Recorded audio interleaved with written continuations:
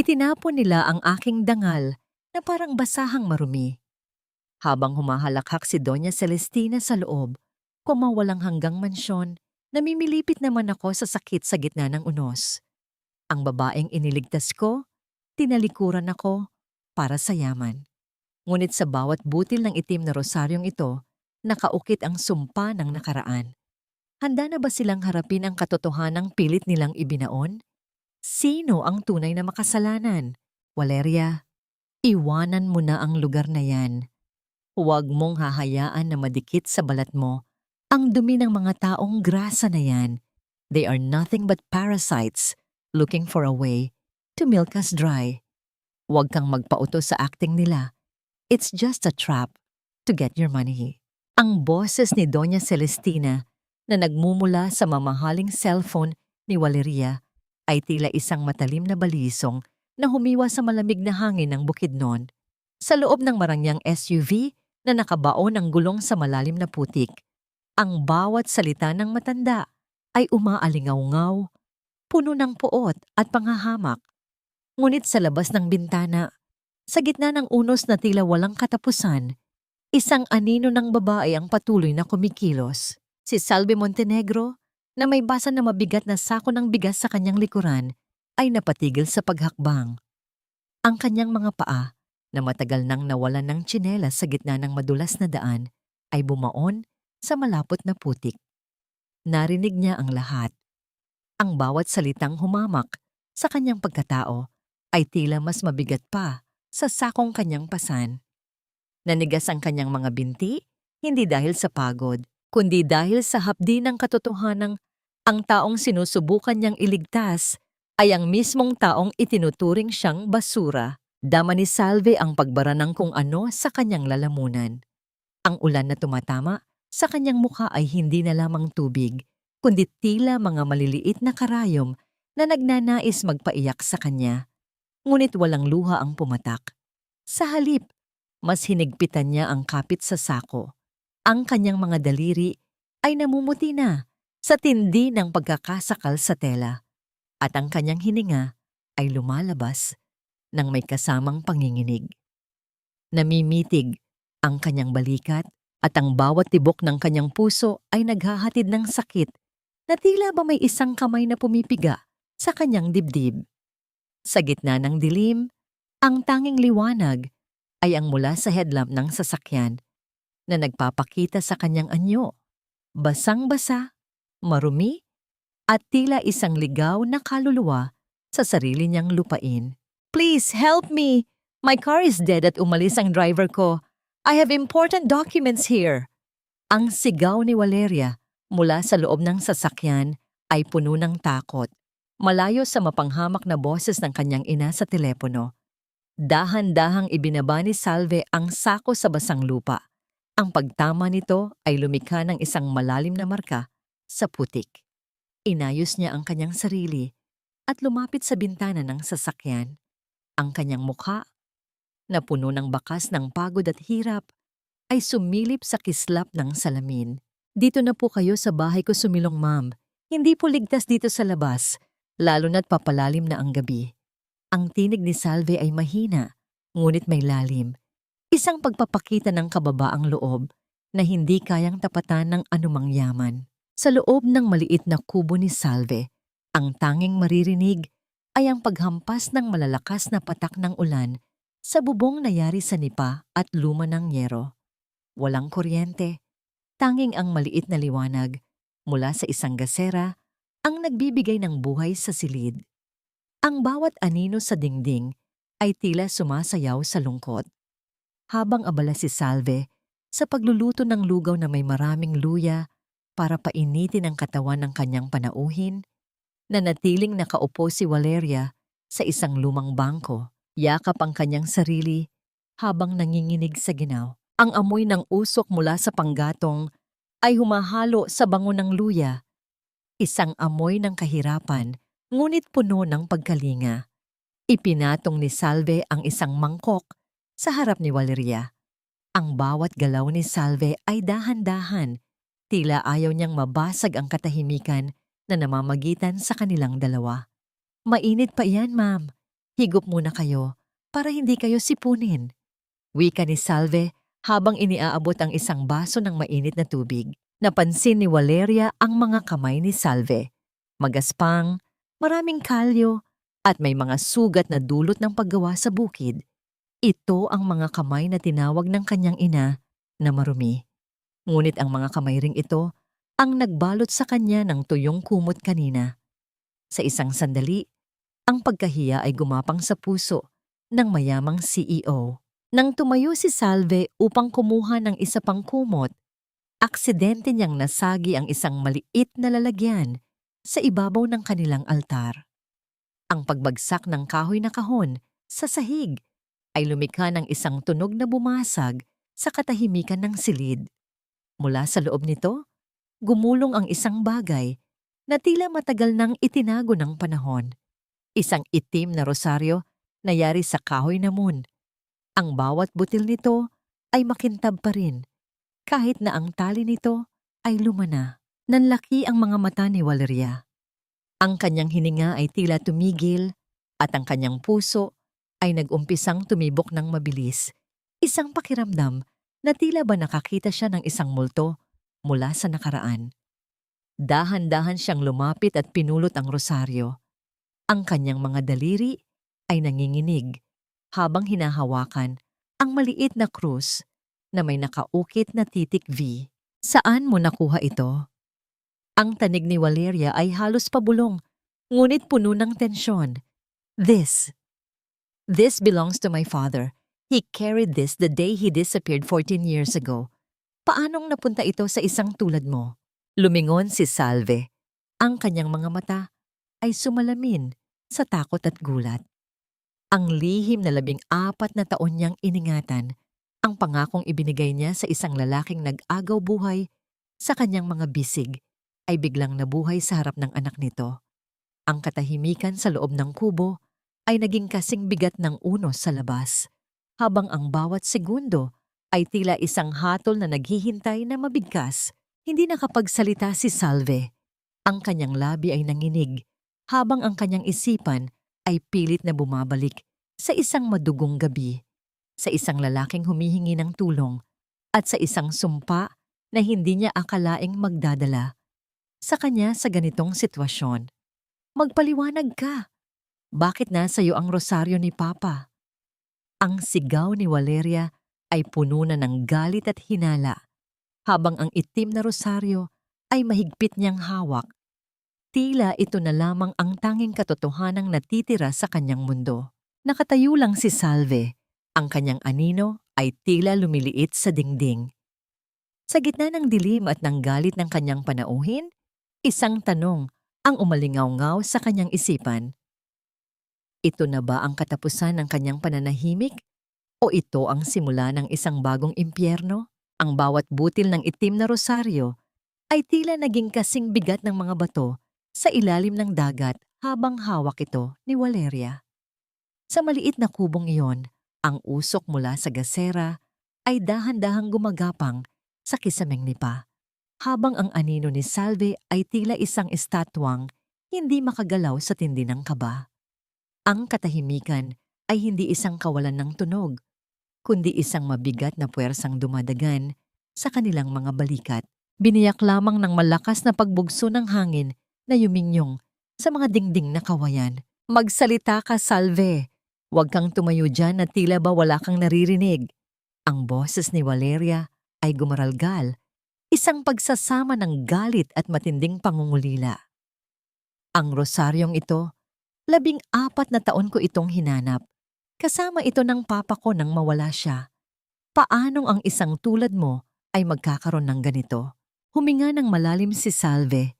Ang kanyang dibdib ay naglalabas ng isang mabigat na buntong hininga na tila ba itinatapon niya ang isang dambuhalang sikretong kay tagal niyang kinimkim. Dahan-dahan siyang naupo sa sahig.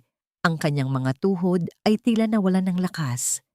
Inayos niya ang kanyang lumang saya at tumingin sa malayo, sa kawalan, kung saan ang mga alaala ng nakaraan ay nagsisimulang maglaro sa kanyang isipan na parang isang pelikulang kupas na ang kulay.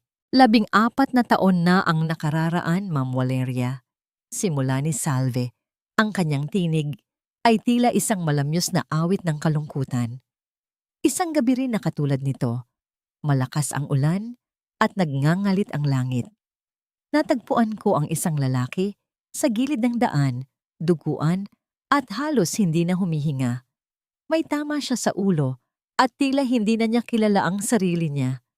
Ang tanging hawak niya ng mahigpit, na tila ba yun ang kanyang huling hininga, ay ang rosaryong iyan. Nanatiling nakatitig si Valeria. Ang kanyang mga kamay ay nanlalamig habang nakikinig. Ang bawat salita ni Salve ay tila isang karayom na tumutusok sa kanyang puso. Tinawag namin siyang Mang Jose dahil hindi niya matandaan ang kanyang pangalan. Pagpapatuloy ni Salve habang ang kanyang mga daliri ay dahan-dahang pinaglalaruan ang laylayan ng kanyang damit. 3 buwan siyang nanirahan dito sa amin. Kahit na mahina ang kanyang katawan, pinilit niyang tumulong sa bukid. Doon sa maliit na taniman sa likod, tinuruan niya akong mag-alaga ng mga halaman. Sabi niya, ang bawat usbong ng dahon ay tanda ng pag-asa. Wala siyang maalala tungkol sa Manila, pero tuwing gabi, bago siya matulog, lagi niyang binabanggit ang pangalang Valeria. Ang aking munting prinsesa, iyon ang laging sabi niya habang hinahaplos ang krus ng rosaryong yan. Sa puntong ito, ang mga luha ni Valeria ay hindi na napigilan. Ang bawat patak ay tila isang pag-amin sa sakit na 14 na taon niyang itinago sa ilalim ng mga mamahaling damit at matatigas na salita. Ngunit sa likod ng kanyang isipan, narinig niya ang tinig ni Doña Celestina, ang boses na laging nagsasabing, ang kanyang ama ay isang iresponsableng lalaki na mas piniling talikuran ng pamilya para sa sariling kaligayahan. Nagsisinungaling ka, bulong ni Valeria, bagaman ang kanyang puso ay nagsasabing totoo ang naririnig niya. Sabi ni Mama Celestina, iniwan kami ni Papa dahil hindi niya kaya ang responsibilidad. He abandoned us for a simpler life with someone else. Sabi niya, namatay si Papa sa isang aksidente habang tumatakas. Hindi po totoo yon, Ma'am. Ang sagot ni Salve, ang kanyang tinig ay puno ng paninindigan. Si Mang Jose, ayaw niyang umalis pero unti-unti nang bumabalik ang kanyang alaala. Sabi niya, may kailangan siyang balikan dahil may mga taong nagtatangka sa buhay niya sa Manila. Bago siya umalis para bumalik doon, ibinigay niya sa akin ang rosaryong yan. Sabi niya, Salve, kung sakaling hindi na ako makabalik, hanapin mo ang anak ko, ibigay mo ito sa kanya. Sabihin mo sa kanya, hindi ko siya kailanman kinalimutan. Ang panginginig ng mga balikat ni Valeria ay hindi na maikubli. Ang katotohanan ay tila isang unos na sumisira sa pundasyon ng kanyang buong pagkatao. Ang 3 buwan na, inakala niyang panahon ng pagtataksil ng kanyang ama, ay panahon pala ng kanyang pakikipaglaban para mabuhay at makabalik sa kanya. Ngunit bakit hindi siya nakarating? Bakit ang balitang dumating sa Manila ay isang bangkay na hindi na makilala sa loob ng isang nasunog na sasakyan? Tumayo si Salve at dahan-dahang lumapit sa altar. May kinuha siyang isang maliit na piraso ng papel na nakasipit sa likod ng larawan ng mahal na birhen. Ang papel ay luma na. Ang mga gilid nito ay itim na dahil sa pagkakasunog, tila ba nailigtas lamang ito mula sa isang malaking apoy. Ito po, Ma'am. Naiwan ito sa bulsa ng kanyang lumang polo nang labhan ko ito bago siya umalis. Wika ni Salve habang iniaabot ang papel. Nanginginig ang mga kamay ni Valeria nang tanggapin ang maliit na larawan. Ito ay isang litrato niya noong bata pa siya, noong 7 kaarawan niya. Ngunit ang kabilang bahagi ng larawan kung saan naroon ang mukha ng isang babae, ang kanyang ina, o marahil ay si Doña Celestina, ay tuluyan ng naging abo. Sa likod ng larawan, may mga bakas ng dugo na tuyo na at isang maikling sulat na halos hindi na mabasa, ngunit sapat na para kilalanin ang sulat kamay ng kanyang ama. Mag-iingat kayo kay Celestina. Ang basa ni Valeria sa kanyang isipan. Ang lamig ng hangin ay tila mas lalong tumindi. pumasok sa mga siwang ng dingding at dumaan sa kanyang batok. Napatingin si Valeria kay Salve at sa isang sandali, ang lahat ng hinala niya ay napalitan ng isang nakakatakot na katanungan. Kung ang kanyang ama ay nag-iwan ng babala at ang rosaryong ito ay narito, ano nga ba ang tunay na nangyari sa gabing namatay ang kanyang ama? Biglang lumakas ang paghampas ng hangin sa pinto. Tila may isang puwersang nagnanais pumasok sa loob. Ang apoy ng gasera ay nag-umpisang mamatay mabuhay. Lumilikha ng mga nakakatakot na anino sa bawat sulok ng kubo. Sa gitna ng dilim, ang tingin ni Valeria ay nanatiling nakapako sa nasunog na litrato. Ang katotohanan ay nagsisimula pa lamang magpakita at ang bawat piraso nito ay tila mas masakit kaysa sa anumang kasinungalingang pinaniwalaan niya. Salve, ang tawag ni Valeria. Ang kanyang boses ay tila galing sa ilalim ng lupa. Sino pa ang nakakaalam na narito si Papa noon? Bago pa makasagot si Salve, ang isang matalim na liwanag mula sa kidlat ay tumama sa labas, nagbibigay ng isang segundong liwanag na nagpakita sa isang anino ng tao na nakatayo sa labas ng bintana, tahimik na nanonood sa kanilang dalawa. Sasama ka sa akin sa Maynila, Salve. Hindi ito pakiusap, kundi isang panawagan ng katarungan para sa papa ko. Huwag kang matakot, dahil ako ang magiging kalasag mo laban sa lahat. Ang mga salitang yon ni Valeria ay tila isang pangakong nakasulat sa tubig, malinaw sa simula, ngunit madaling mabura ng malalakas na alon. Sa loob ng maliit na dampa sa Bukidnon, habang ang sikat ng araw ay pilit na sumisilip sa mga butas ng dingding matapos ang unos, nakatingin si Salve sa kanyang may sakit na ina. Ang bawat paghinga ng matanda ay tila isang marahang pagpunit sa puso ni Salve. Alam niyang ang pag-alis ay nangangahulugan ng pansamantalang pangungulila, ngunit ang alok ni Valeria na tustusan ang lahat ng gastusing medikal ay ang tanging dayami na maaari niyang kapitan upang hindi malunod sa kahirapan. Hindi ko po hangad ang yaman ninyo, Ma'am Valeria. Mahinang sagot ni Salve habang maingat na itinatupi ang kanyang iilang piraso ng kupas na damit sa loob ng isang luma at himulmulin na sako.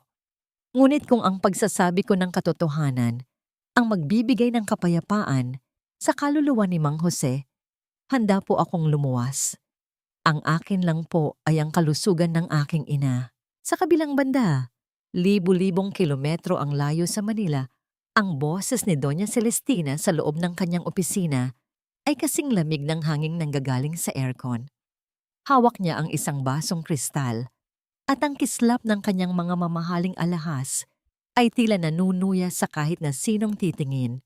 Ramil, siguraduhin mong magiging espesyal ang pagsalubong sa babaeng iyan. Wika ng matanda habang ang kanyang mga mata ay nananatiling nakatuon sa larawan ni Valeria sa kanyang mesa. Valeria thinks she can play hero. Hayaan nating dalhin niya ang dumi ng bukid sa loob ng aking mansyon, ngunit siguraduhin mong bago pa siya makapasok sa pinto. Alam na niya kung saan ang lugar ng mga basurang katulad niya. I want her to feel small, Ramil. So small that she'll wish she died in that storm in Bukidnon. Ang paglalakbay patungong Maynila ay isang mahabang serye ng mga bago at nakakatakot na karanasan para kay Salve. Mula sa berdeng kabundukan ng Bukidnon, unti-unting napalitan ang tanawin ng mga abuhing gusali at naglalakihang billboard na tila dambuhalang nagbabantay sa bawat galaw niya. Ang ingay ng lungsod, ang walang katapusang ugong ng mga makina at ang tila nagmamadaling mga hakbang ng mga tao ay nagdulot ng paninikip sa dibdib ni Salve. Ramdam niya ang pagpapawis ng kanyang mga palad habang nakaupo sa loob ng sasakyan ni Valeria. Ang bawat sulyap niya sa labas ay nagpapaalala sa kanya na siya ay isang dayuhan sa mundong ito ng bakal at semento. Don't worry, Salve. Malapit na tayo. Wika ni Valeria na pilit binabasag ang katahimikan. Ngunit kahit ang tinig ng CEO ay may bahid ng kaba. Alam niya ang ugali ng kanyang ina At alam niyang ang pagdadala kay Salve sa mansyon ay tila pagpapasok ng isang tupa sa kural ng mga lobo. Nang tumigil ang sasakyan, sa harap ng naglalakihang pintuang bakal ng mansyong Vergara, tila tumigil din ang mundo ni Salve. Ang mga rehas ay matayog at matalim, tila mga sibat na nagbabantay sa isang kaharian. Ang bawat detalye ng mansyon ay sumisigaw ng kapangyarihan, mula sa makikinis na haliging bato hanggang sa malalawak na hardin na perpektong na trim. Dahan-dahang bumaba si Salve mula sa sasakyan, pasan ang kanyang sako ng damit. Ang kanyang suot na blusa ay may mantsa ng putik mula sa bukidnon at ang kanyang mga tsinelas ay pudpud na ang talampakan. Sa harap ng karangyang iyon, ang kanyang anyo ay tila isang maling guhit sa isang perpektong pintura. Bago pa man makahakbang si Valeria patungo sa kanya, dalawang malalaking lalaki na nakasuot ng barong at may nakasukbit na radyo sa kanilang baywang ang humarang sa harap ni Salve. Ang kanilang mga mukha ay tila yari sa bato. Walang kahit anong bakas ng emosyon maliban sa panghahamak. Hoy, bawal dito ang namamalimos. Doon ka sa kabilang kanto. Ang boses ng isa sa mga guard ay matigas at puno ng panunuya. Hindi lamang siya humarang, kundi itinulak niya ng bahagya ang balikat ni Salve, naging sanhi upang muntik nang mahulog ang sako nito. Ma'am, ako po ang kasama ni Ma'am Valeria. Ang panginginig ng boses ni Salve ay hindi na maikubli. Tumingin siya sa paligid, umaasa na makikita ang pamilyar na mukha ni Valeria. Ngunit sa sandaling iyon, isang itim na SUV ang humarang sa kanyang paningin at ang malakas na pag-ikot ng mga gulong nito sa semento ay naglikha ng usok na tumakip sa kanyang paligid. Wala kaming pakialam kung sino ang kakilala mo. Tingnan mo nga ang sarili mo. Mukha kang basahan. Dagdag pa ng isang security guard habang dinuduro ang dibdib ni Salve. Ang katulad mo ay sa likod ng palengke lang, hindi sa harap ng gate ng mga Vergara. Alis. Nakatayo si Salve sa gitna ng init ng semento. Ang sako ng kanyang mga gamit ay mahigpit niyang yakap sa kanyang dibdib. Sa gitna ng naglalakihang pader at ng matatalim na tingin ng mga guwardiya, naramdaman ni Salve ang isang matinding katotohanan. Sa mundong ito, ang katarungan ay maaaring may mukha, ngunit ang pintuan nito ay mananatiling nakasara para sa mga taong ang tanging yaman ay ang kanilang katapatan. Nasaan na si Valeria? Bakit tila bigla siyang nawala sa gitna ng karangyaang ito? Ang katanungang iyon ay tila isang malamig na hangin na dumaan sa puso ni Salve, habang ang mga gwardiya ay nagsisimulang humakbang patungo sa kanya upang tuluyan siyang itaboy palayo sa tanging pag-asang natitira para sa kanyang ina. Ang bawat hakbang ni Salve sa loob ng mansyong Vergara ay tila paglakad sa ibabaw ng manipis na salamin. Isang maling galaw at tiyak na magkakapira-piraso ang kanyang pagkatao. Ang lamig ng marmol na sahig ay tumatagos sa manipis na talampakan ng kanyang tsinelas, habang ang mga dambuhalang chandeliers sa kisame ay naglalabas ng liwanag na masyadong masilaw para sa kanyang mga matang sanay sa kurap ng gasera. Sa gitna ng lahat ng ginto at kristal, ang amoy ng kanyang sariling pawis at ang anghang ng luyang bitbit mula sa bukid ay tila isang krimen na hindi mapatawad ang mga nakapaligid sa kanya. Valeria, darling, I understand your charity work, but there are limits. Ang boses ni Doña Celestina ay umalingaw-ngaw sa malawak na dining hall, kasing talim ng mga kutsilyong pilak na nakahain sa mahabang mesa. Look at her. Ang dumi-dumi niya. Baka kung anong mikrobyo ang madala niyan sa loob ng bahay natin. Do you really expect us to eat with a woman of her kind? Nakatayo si Salve sa isang sulok, mahigpit na nakayakap sa kanyang sako. Dama niya ang pag-init ng kanyang mga pisngi, hindi dahil sa hiya, kundi dahil sa hapdi ng bawat salitang ipinupukol sa kanya. Ang bawat sulyap ni Celestina ay tila isang paghukay sa kanyang kahirapan, ginagawang sandata ang bawat himulmol ng kanyang damit laban sa kanya. Mama, she saved Papa.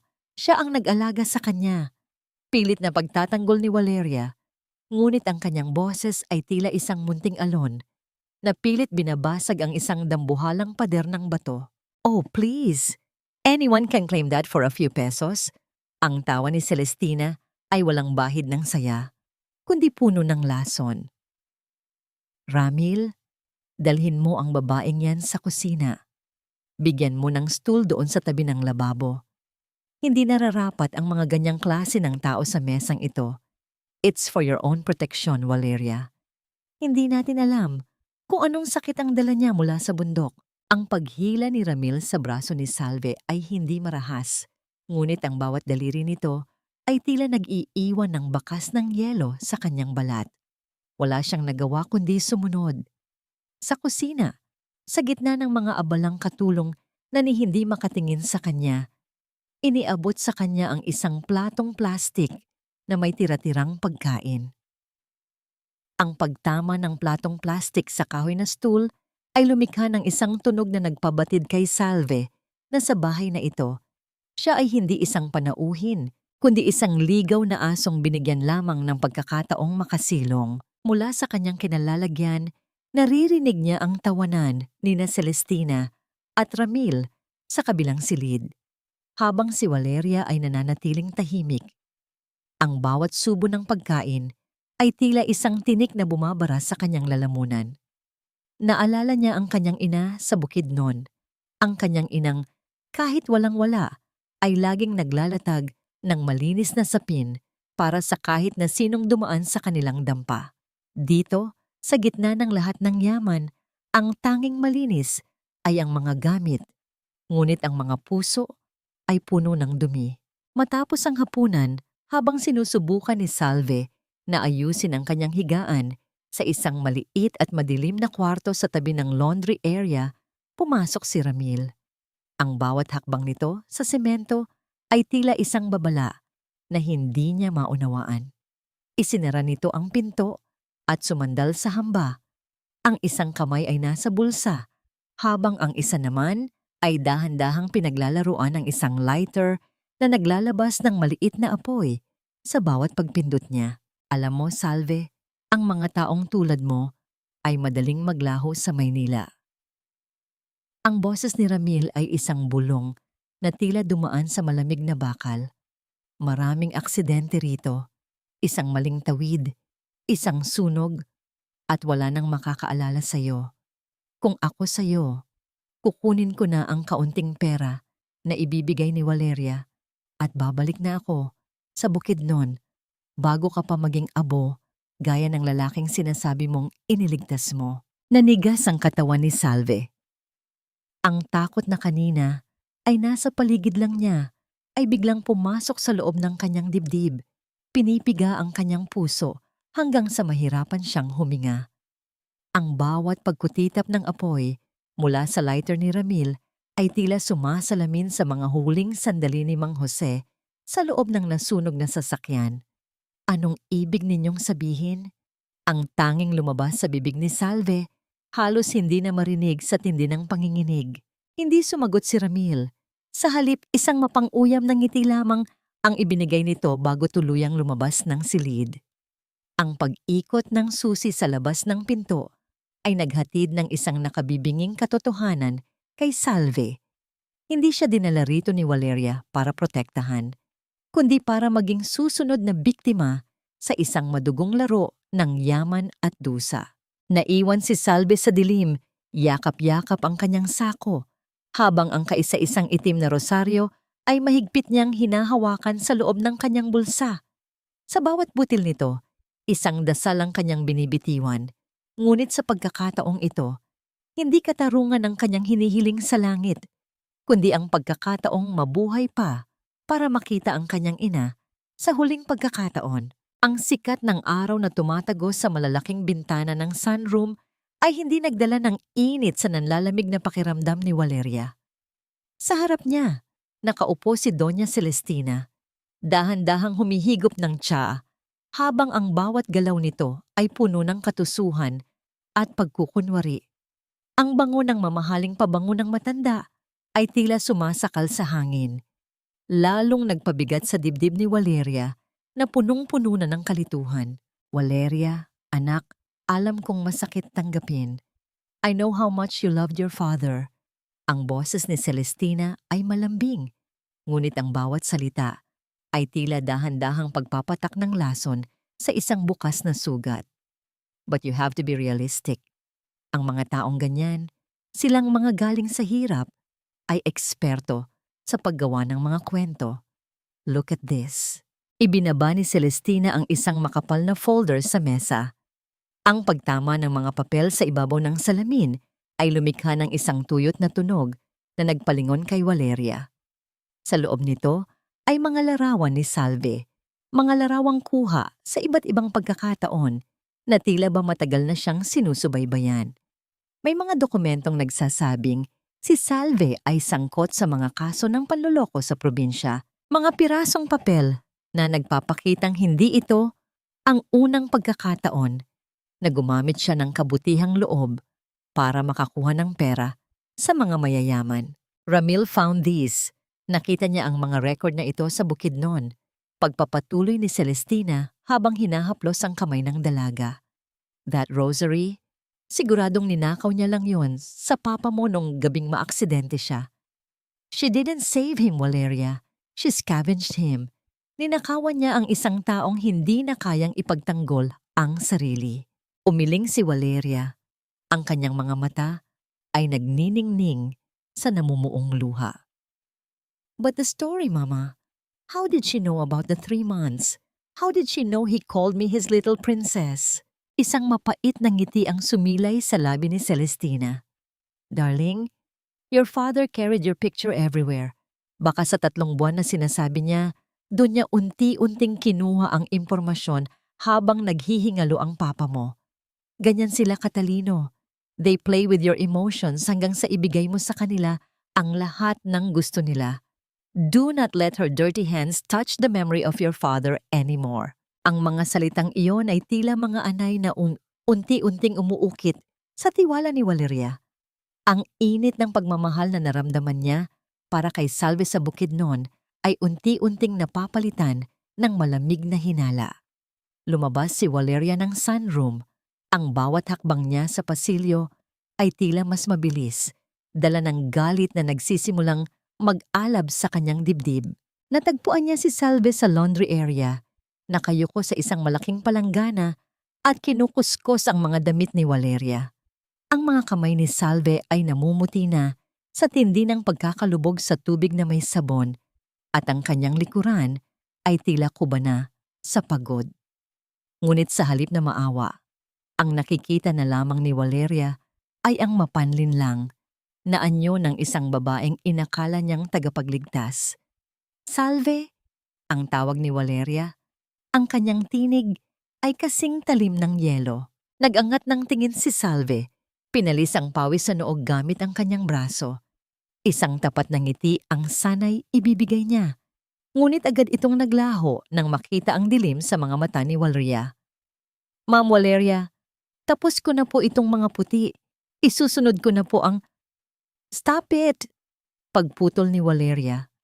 Ang kanyang panga ay nagngangalit at ang kanyang mga kamao ay nakakuyom sa gilid.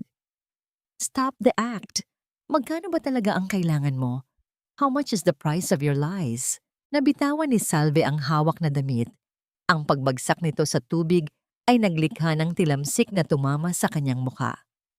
Anong ibig ninyong sabihin, ma'am? Hindi ko po kayo maintindihan. Huminga ng malalim si Valeria.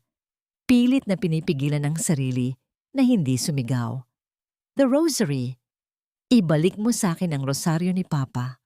Now. Pero ma'am, iyon po ang habilin ni Mang Jose. Ibibigay ko lang po kapag napatunayan na nating ang katarungan ay, I said give it to me. Ang sigaw ni Valeria ay umalingaw-ngaw sa buong laundry area. Naging sanhi upang mapatalon sa gulat si Salve. I don't believe you anymore. Baka ninakaw mo lang ito sa kanya habang nag-aagaw buhay siya. Baka ikaw pa ang dahilan kung bakit hindi siya nakauwi sa amin. You are a scammer, Salve. Isang magnanakaw na nagtatago sa likod ng rosaryo. Nanigas si Salve sa kanyang kinatatayuan. Ang bawat salita ni Valeria ay tila isang malakas na sampal na nag-iwan ng hapdi sa kanyang buong pagkatao. Ang kanyang puso ay tila dinudurog ng libu-libong bigat habang nakatingin sa babaeng iniligtas niya, ang babaeng itinuring niyang pag-asa. Dahan-dahang isinukbit ni Salve ang kamay sa kanyang bulsa at inilabas ang itim na rosaryo. Ang kislap nito ay tila nanunuya sa kanya sa gitna ng lahat ng paratang. Inabot niya ito kay Valeria. Ang kanyang mga kamay ay nanginginig ng higit pa sa ginaw ng umaga. "Heto na po, ma'am." Ang boses ni Salve ay mahina, puno ng basag na emosyon. "Kung ang tingin ninyo sa akin ay isang magnanakaw, wala na po akong magagawa. Pero tandaan ninyo, ang kahoy na ito ay hindi marunong magsinungaling. Balang araw, ang bango ng katotohanan ang mismong gigising sa inyo mula sa mga lason na ipinapakain sa inyo ng mga taong akala ninyo ay kakampi ninyo." Hinablot ni Valeria ang rosaryo at tinalikuran si Salve ng walang imik. Ngunit habang naglalakad siya palayo, naramdaman ni Valeria ang isang kakaibang kirot sa kanyang dibdib.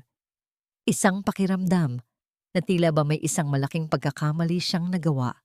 Isang butas na hindi kayang punan ng anumang yaman o katwiran. Naiwan si Salve na nakatayo sa gitna ng umaapaw na bula ng sabon.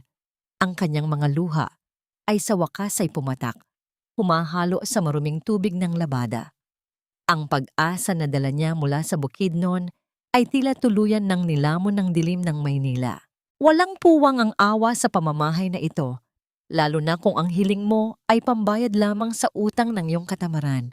"Huwag mo kaming gawing bangko, Salve, dahil ang perang pinaghihirapan namin ay hindi para sa mga taong sanay sa hingi." Ang tinig ni Doña Celestina ay kasing talim ng kidlat na gumuguhit sa madilim na langit. Bumasag sa katahimikan ng malawak na foyer ng mansyon.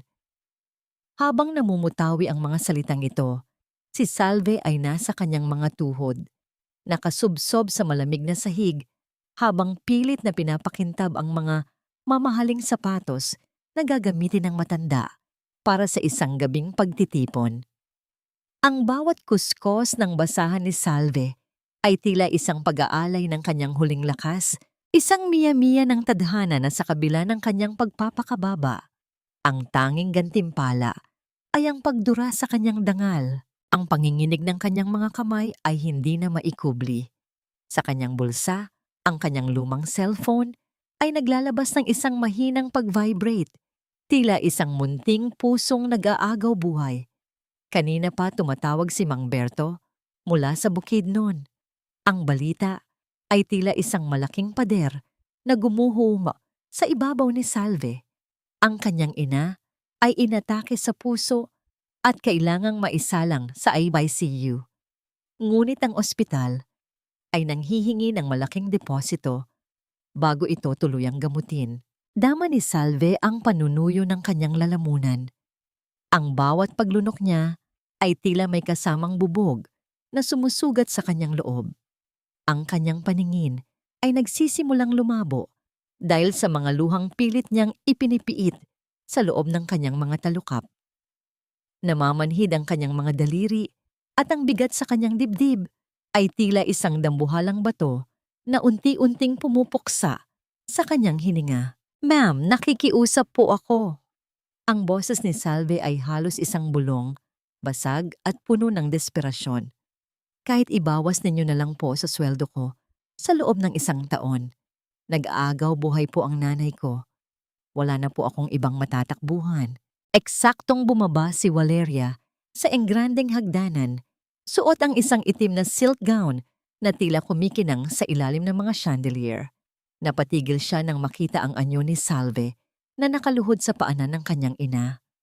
Isang bahagi ng kanyang puso ang nais lumapit at tumulong, ngunit ang mga lason na itinanim ni Celestina sa kanyang isipan noong nakaraang araw ay tila mga tinik na humahadlang sa kanyang bawat hakbang. "Oh, Valeria, look!" Ang boses ni Celestina ay puno ng panunuya habang itinuturo si Salve gamit ang kanyang abaniko. Hindi ba tama ako? Pagkatapos mong makuha ang loob niya, pera na ang susunod niyang hihilingin. Isang malaking halaga para sa isang may sakit na ina. Napakagaling na script, hindi ba? Tumingin si Valeria kay Salve. Nakita niya ang pamumula ng mga mata ng babae, ang panginginig ng kanyang labi, at ang dumi sa kanyang mga kuko dahil sa pagtatrabaho. Sa isang sandali, ninais niyang maniwala, ngunit ang takot na muling maloko ay mas matimbang. Is it true, Salve? Ang tanong ni Valeria. Ang kanyang tinig ay malamig, ngunit may bakas ng pag-aalinlangan. O ito na naman ay isa sa mga kwento ninyo para makakuha ng simpatiya? Ma'am Valeria, kahit ngayon lang po, maniwala kayo sa akin. Pagmamakaawa ni Salve, gumagapang patungo sa dalaga. Hindi ko po kayang gawing biro ang buhay ng nanay ko. Ma'am, parang awa ninyo na po. Enough! Ang sigaw ni Celestina, sabay tabig sa kamay ni Salve na muntik nang humawak sa laylayan ng gown ni Valeria. Valeria, mali-late na tayo sa gala. Hayaan mo ang security na mag-asikaso sa kanya. Ramil, siguraduhin mong hindi siya makakalabas ng mansyon hanggat hindi natin nabe-verify ang sinasabi niya. Baka modus lang ito para makatakas bitbit ang ilang gamit dito. Lumabas ang mag-ina patungo sa naghihintay na sasakyan sa labas. Ang tunog ng mga gulong na dahan-dahang lumalayo sa semento ay tila isang hatol ng kamatayan para kay Salve. Ang bawat segundong lumilipas ay tila isang patak ng dugo na nawawala sa kanyang ina. Naiwan si Salve sa malawak na foyer, mag-isa sa gitna ng karangyaang walang kaluluwa. Ang kanyang cellphone sa bulsa ay muling nanginig. Isang huling tawag mula sa probinsya na hindi na niya kayang sagutin dahil sa tindi ng panginginig ng kanyang katawan. Naupo siya sa sahig, yakap ang kanyang mga tuhod, habang ang anino ng malaking chandelier ay tila isang kulungang bumabalot sa kanya. Paano niya maililigtas ang kanyang ina kung ang tanging paraan ay nakasara at ang tanging taong pinagkakatiwalaan niya ay tinalikuran siya para sa isang gabing puno ng kislap at kasinungalingan? Ang katanungang ito ay tila isang malamig na kamay na humahawak sa kanyang leeg. Habang sa malayo, ang tunog ng papalayupang sasakyan ni Valeria ay unti-unting nilalamon ng katahimikan ng gabi. Ang bawat dasal na namumutawi sa mga labi ni Salve ay tila isang munting liwanag na pilit na pinapatay ng malakas na ihip ng hangin sa gabi. Sa loob ng madilim na kwarto sa tabi ng laundry area, ang bawat paghikbi niya ay walang tunog. Isang pag-iyak na tanging ang kanyang sariling dibdib lamang ang nakakaalam. Ang pader na kawayan sa bukid noon ay mas matatag pa kaysa sa mga pader ng mansyong ito na tila unti-unting lumiliit upang saksakin siya ng kalungkutan. Hindi na makapaghintay si Salve. Ang bawat minutong lumilipas ay isang hakbang ng kanyang ina patungo sa kabilang buhay. Dahan-dahan siyang tumayo. Ang kanyang mga tuhod ay nanginginig at ang kanyang mga palad ay basa ng malamig na pawis. Inayos niya ang kanyang sako at sa pamamagitan ng maliit na siwang sa bintana, pinag-aralan niya ang bawat galaw ng mga gwardiya sa labas. Ang pag-ikot ng mga ilaw mula sa mga poste ay tila mga mata ng dambuhala na nagbabantay sa kanyang pagtakas. Sa isang pagkakataon na ang gwardiya ay lumingon upang magsindi ng sigarilyo, mabilis na lumabas si Salve sa pintuan ng serbisyo. Ang bawat hakbang niya sa damuhan ay tila pagtapak sa mga nagbabagang uling, kahit na ang totoo ay malamig, ang hamog ng gabi. Ang kanyang puso ay naglalabas ng marahas na pagpintig na tila ba nagnanais itong kumawala sa kanyang mga tadyang. Nang marating niya ang mababang bahagi ng bakod sa likod, pilit niyang inakyat ang matatalim na bakal, hindi pinapansin ang pagbaon ng mga ito sa kanyang mga palad na nag-iwan ng malagkit na likido sa kanyang balat.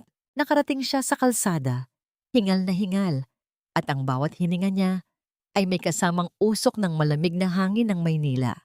Hindi niya alam kung saan pupunta, ngunit ang tanging pamilyar na pangalan sa kanyang isipan ay ang simbahan kung saan ang amoy ng insenso at kandila ay nagpapaalala sa kanya ng kapayapaan. Matapos ang ilang oras na paglalakad sa mga pasilyong puno ng basura at mga anino, narating niya ang lumang simbahan ng San Sebastian. Sa loob ng simbahan, ang katahimikan ay tila isang mainit na yakap. Ang liwanag mula sa mga altar ay nagbibigay ng buhay sa mga rebulto na tila nakikiramay sa kanyang dusa. Doon, sa isang sulok, nakaupo ang isang matandang pari na may maputing buhok at mukhang puno ng karunungan. Si Padre Ignacio. Padre, ang tanging salitang lumabas sa bibig ni Salve bago siya tuluyang bumagsak sa kanyang mga tuhod sa harap ng pari. Anak, matagal na kitang hinahanap. Ang boses ni Padre Ignacio ay tila isang malumanay na agos ng tubig, nagbibigay ng ginhawa sa nag-aapoy na pakiramdam ni Salve.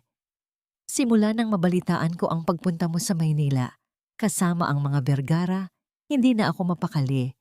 May mga bagay na kailangang malaman ng mundo, lalo na ni Valeria. Inalalaya ng pari si Salve na maupo sa isang mahabang bangkong kahoy. Ang bawat pag-upo ay tila nagpapadama ng lahat ng pagod na 14 na taon niyang dinala. Kumuha ang pari ng isang lumang sobre mula sa loob ng kanyang sutana. Ang papel nito ay dilaw na sa kalumaan, ngunit maayos pa ring nakatago. Ang tatay ni Valeria, si Don Jose.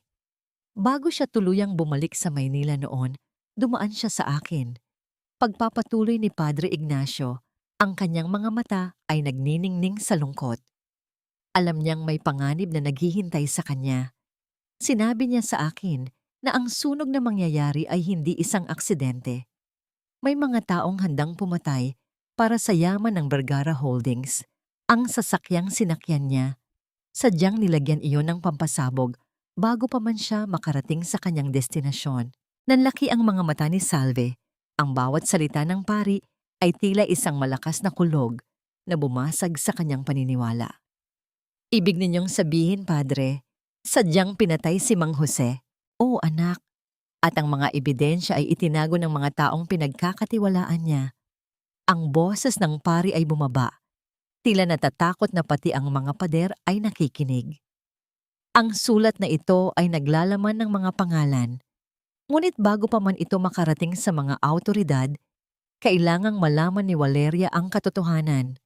Si Celestina at si Ramil. Sila ang may hawak ng mitya ng apoy na tumupok sa kanyang ama. Sa gitna ng seryosong usapan, ang katahimikan ng simbahan ay biglang nabahira ng isang kakaibang pakiramdam. Ang bawat anino sa mga haligi ay tila humahaba, at ang amoy ng insenso ay napalitan ng pamilyar na amoy ng mamahaling sigarilyo. Ang tunog ng mga sapatos na tumatama sa matigas na sahig ay tila isang mabagal na martsa ng kamatayan, palapit ng palapit sa kanilang kinalalagyan. Dahan-dahang lumingon si Salve at sa likod ng huling hanay ng mga bangko, nakatayo ang isang lalaki. Ang kislap ng kanyang salamin sa mata sa ilalim ng liwanag ng kandila ay tila mga mata ng isang ahas na handang manuklaw. Si Ramil. Napakagandang reunion, hindi ba? Ang boses ni Ramil ay isang mahinang halakhak na walang saya, kasing lamig ng bakal. Sabi ko naman sa iyo, Salve, ang mga taong nakikialam sa apoy ay laging nauuwi sa pagiging abo. At ikaw, Padre, masyado ka na ring matanda para sa mga kwentong ito. Oras na para matulog ang mga sikretong 14 na taon ng ibinaon. Ang bawat hibla ng buhok ni Salve ay tumayo sa tindi ng takot. Sa gitna ng banal na tahanan ng Diyos, ang kamatayan ay tila nakatayo na sa kanyang likuran.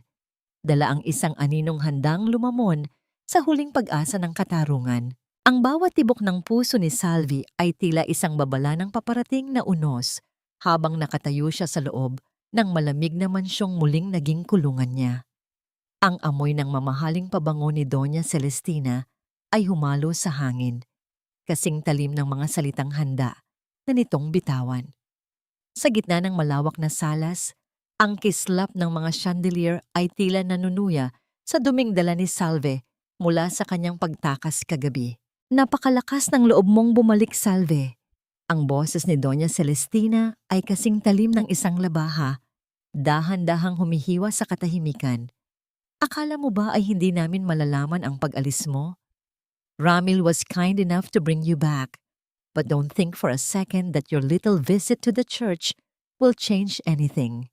Nakatayo si Valeria sa gilid.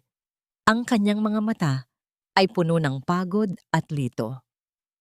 Gusto niyang maniwala kay Salve, ngunit ang bawat galaw ng babaeng taga-bukid ay tila nagpapatunay sa mga hinalang itinanim ng kanyang ina.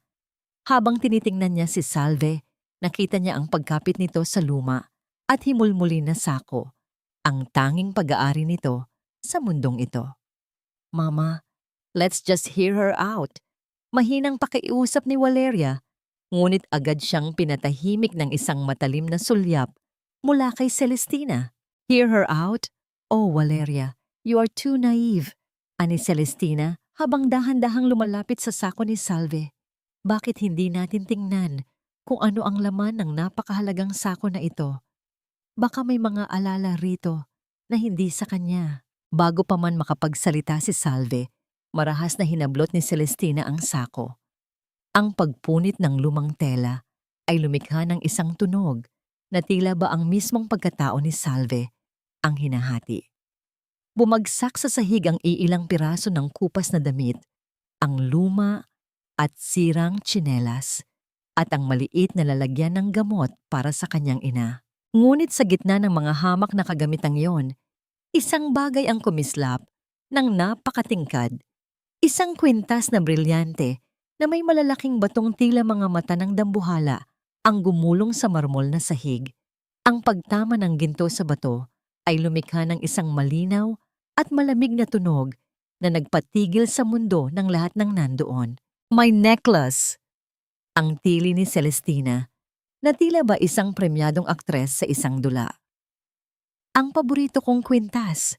Valeria, look! Sabi ko na nga ba, ang babaeng ito ay isang ahas.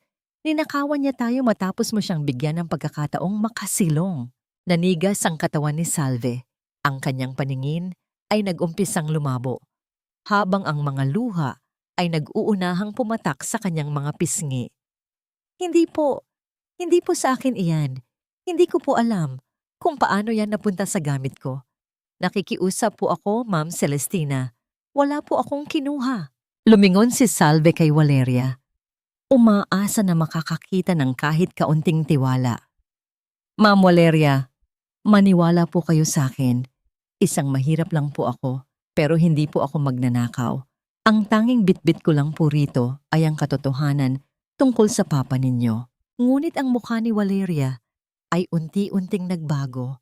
Ang awa sa kanyang mga mata ay napalitan ng isang matinding galit at pagkadismaya. Ang pagtataksil na nararamdaman niya ay tila isang apoy na biglang nagliyab sa kanyang dibdib. Humakbang siya palapit kay Salve.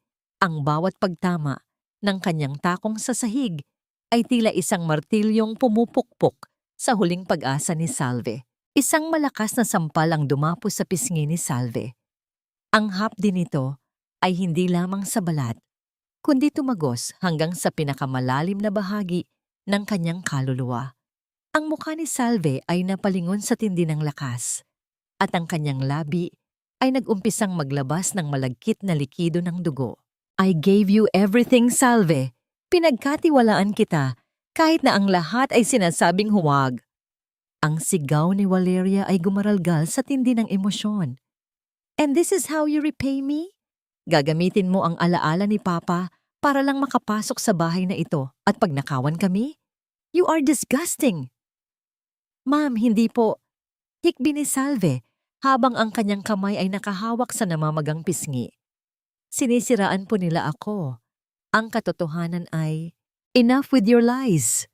Pagputol ni Celestina habang dahan-dahang pinipick up ang kwintas. Ramil, tawagan mo ang mga pulis. I want her out of my sight. I want her to rot in jail. No, Mama. Wika ni Valeria, ang kanyang boses ay naging kasing lamig ng kamatayan.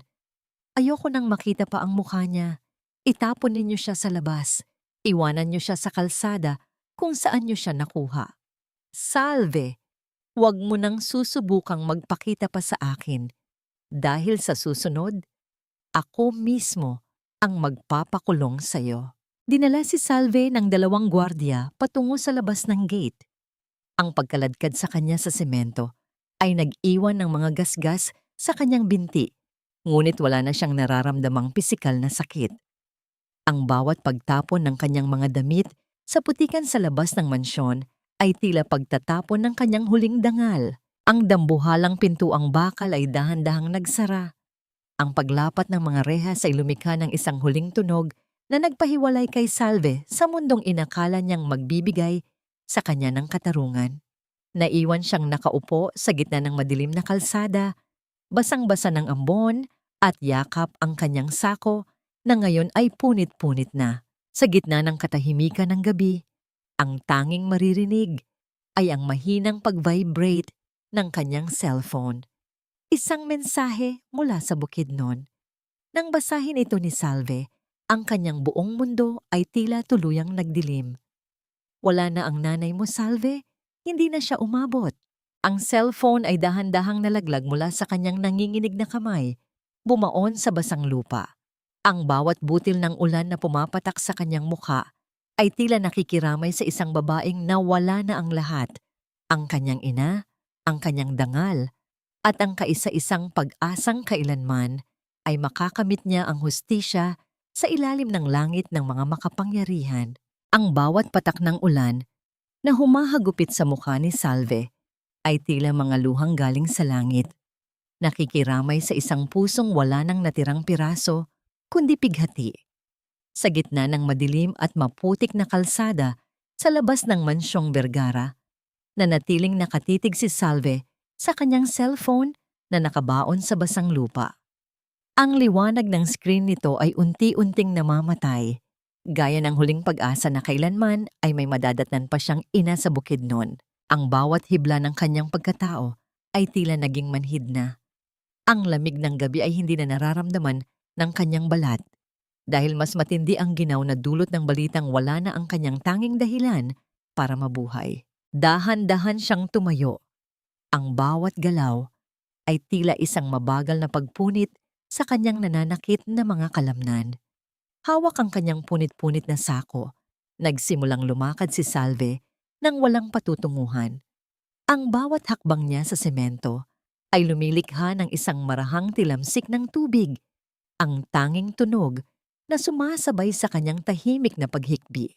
Ang ingay ng Maynila, ang busina ng mga sasakyan sa malayo, at ang ugong ng malalakas na makina ay tila isang malabong bulong na lamang sa kanyang pandinig. Para sa mundo, siya ay isa lamang marungis na anino sa gilid ng kalsada, isang babaeng nawawala sa gitna ng karagatan ng mga taong walang pakialam. Nay, patawad po. Hindi ako nakarating. Ang bulong ni Salve, ang kanyang boses ay halos nilalamon ng hangin. Ang imahe ng kanyang ina na nakangiti habang nag-aabot ng mainit na kape sa Bukidnon ay tila isang panaginip na kay sarap balikan ngunit kay sakit pakawalan. Nararamdaman niya ang paninikip ng kanyang dibdib. Ang bawat paghinga ay tila isang pakikipagbuno sa isang dambuhalang kamay na pumipiga sa kanyang mga baga. Ang hapdi ng sampal ni Valeria ay naroon pa rin, isang paalala na ang katapatan ay walang halaga sa harap ng mga taong ang paningin ay nabubulag ng ginto. Sa ilalim ng isang saradong tindahan, sumilong si Salve. Ang kanyang katawan ay nanginginig sa tindi ng lagnat at pagod. Inilabas niya mula sa kanyang bulsa ang kaisa-isang bagay na hindi nila nakuha. Ang kanyang lumang rosaryong gawa sa abaka. Hindi ang itim na rosaryo ni Don Jose, kundi ang sariling rosaryo na naging saksi sa lahat ng kanyang paghihirap. Ang bawat butil nito ay tila naging kasing init ng baga habang hinahawakan niya ito. Sa sandaling iyon, ang kanyang pananampalataya ay tila isang kandilang nauubusan na ng mitya. Gusto niyang magalit sa langit.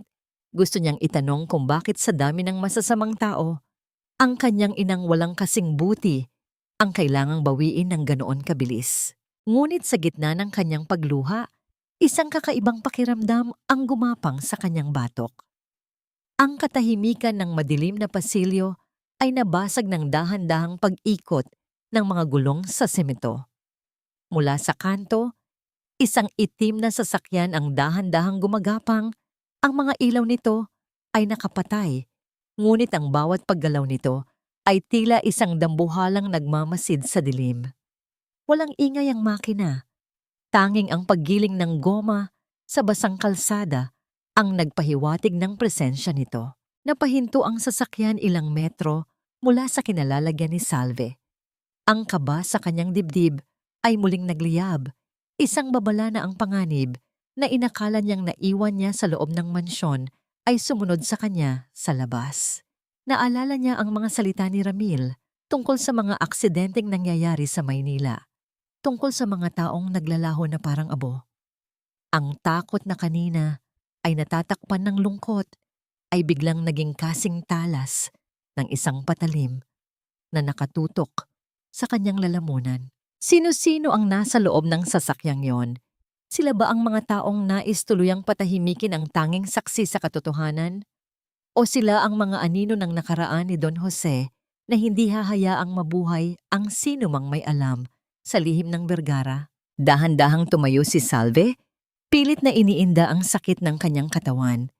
Hindi siya pwedeng mamatay dito, hindi sa ganitong paraan. Kung ang kanyang ina ay wala na, kailangang mabuhay siya upang dalhin ang katarungang ipinagkait sa kanila. Ngunit habang nagsisimulang tumakbo si Salve patungo sa madidilim na eskinita, ang itim na sasakyan ay mabilis na humabol. Ang liwanag ng mga headlight nito ay biglang bumukas.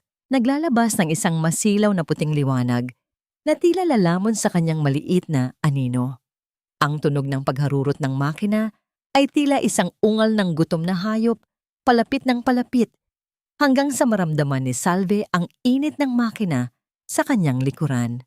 Valeria, hindi aksidente ang pagkamatay ng iyong ama. Ito ay isang planadong pagpaslang na binalot sa apoy at dinala sa hukay ng mga taong pinagkakatiwalaan mo. Ang boses ni Padre Ignacio ay tila isang malakas na dagundong ng kulog sa loob ng silid ni Valeria. Kahit na ang matanda ay wala roon. Ang sulat na iniwan ng pari sa kanyang mesa ay tila nagbabaga. Humahapdi sa kanyang mga daliri habang binabasa niya ang bawat salitang isinulat ng kanyang ama, 14 na taon na ang nakalilipas. Sa labas, ang ulan ay patuloy na humahagupit sa bintana. Tila mga daliring kumakatok, nagpapaalala sa kanya ng babaeng itinapon niya sa gitna ng uno.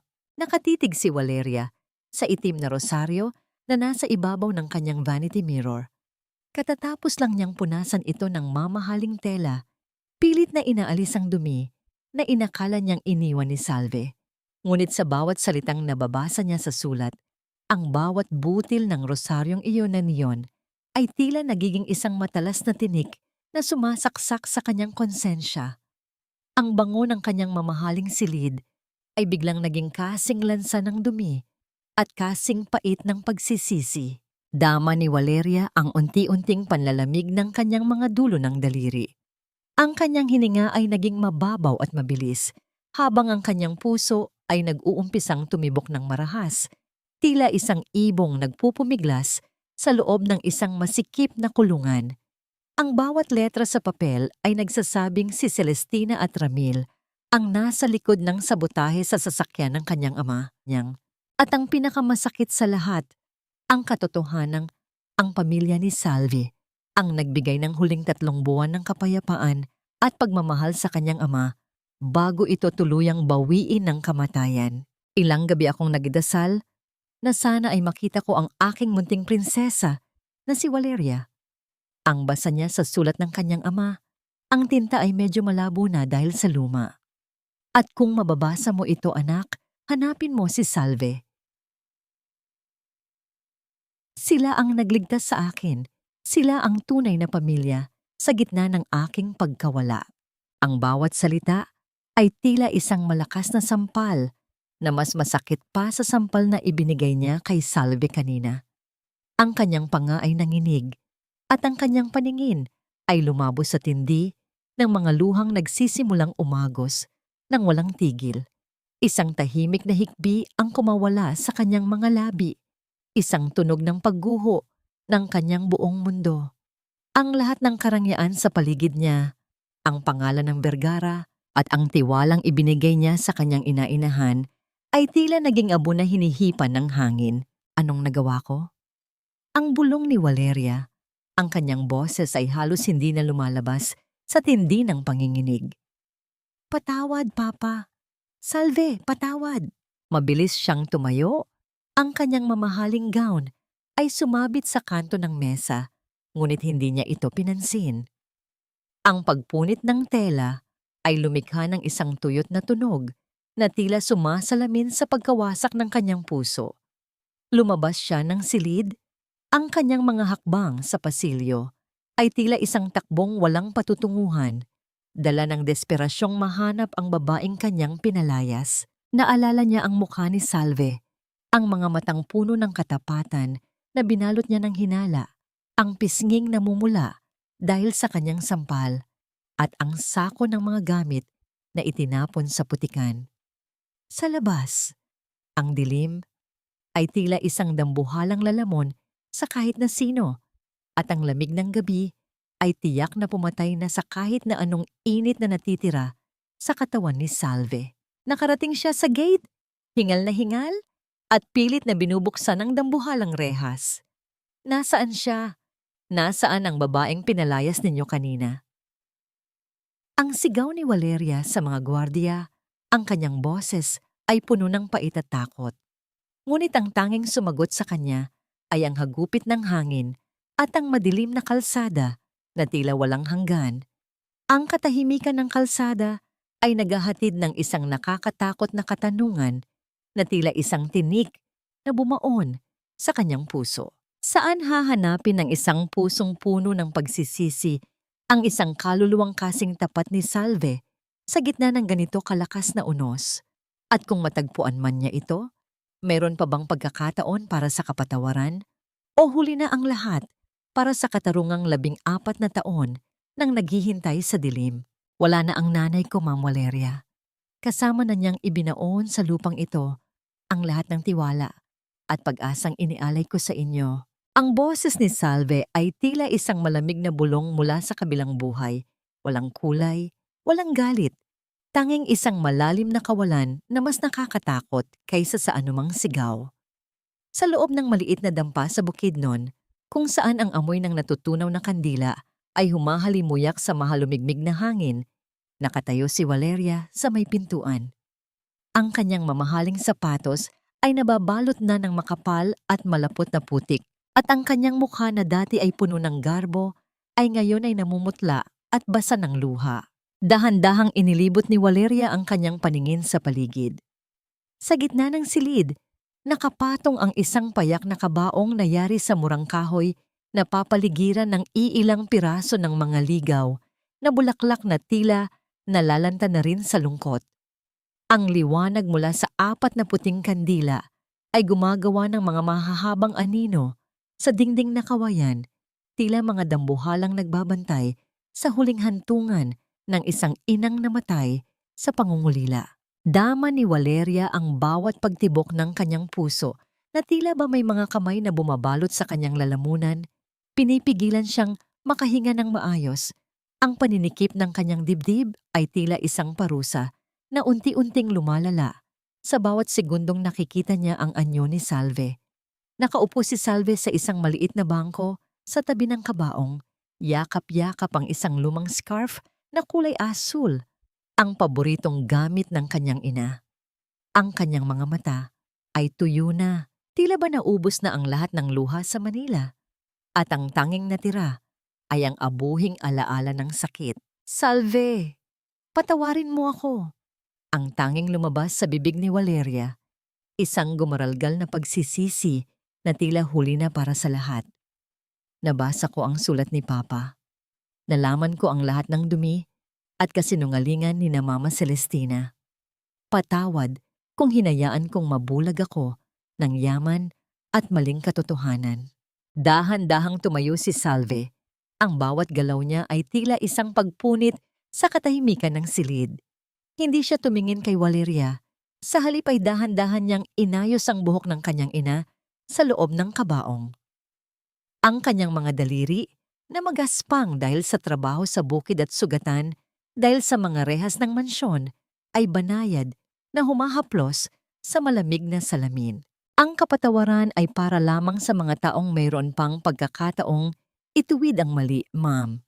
Wika ni Salve. Ang kanyang tinig ay kasing lamig ng hanging nanggagaling sa bundok. Namatay ang nanay ko habang tinatawag ang pangalan ko. Namatay siyang iniisip na nagtagumpay ako sa Manila para mailigtas siya. Pero ang totoo, itinapon ninyo ako na parang basura sa kalsada. Ang bawat sentimong alok ninyo ngayon ay hindi na kayang pakantahin ang puso ng nanay ko. Lumapit si Valeria at dahan-dahang lumuhod sa sahig. Ang kanyang tuhod ay bumaon sa malamig na semento ng dampa. Ang kanyang mga kamay ay nanginginig habang pilit niyang inaabot ang laylayan ng damit ni Salve. Isang pagpapakumbaba na kailanman ay hindi niya ginawa sa sinuman. Hindi ko po hangad na bayaran ang buhay ng nanay mo, Salve. Hikbi ni Valeria. Ang bawat patak ng kanyang luha ay tumatama sa sahig.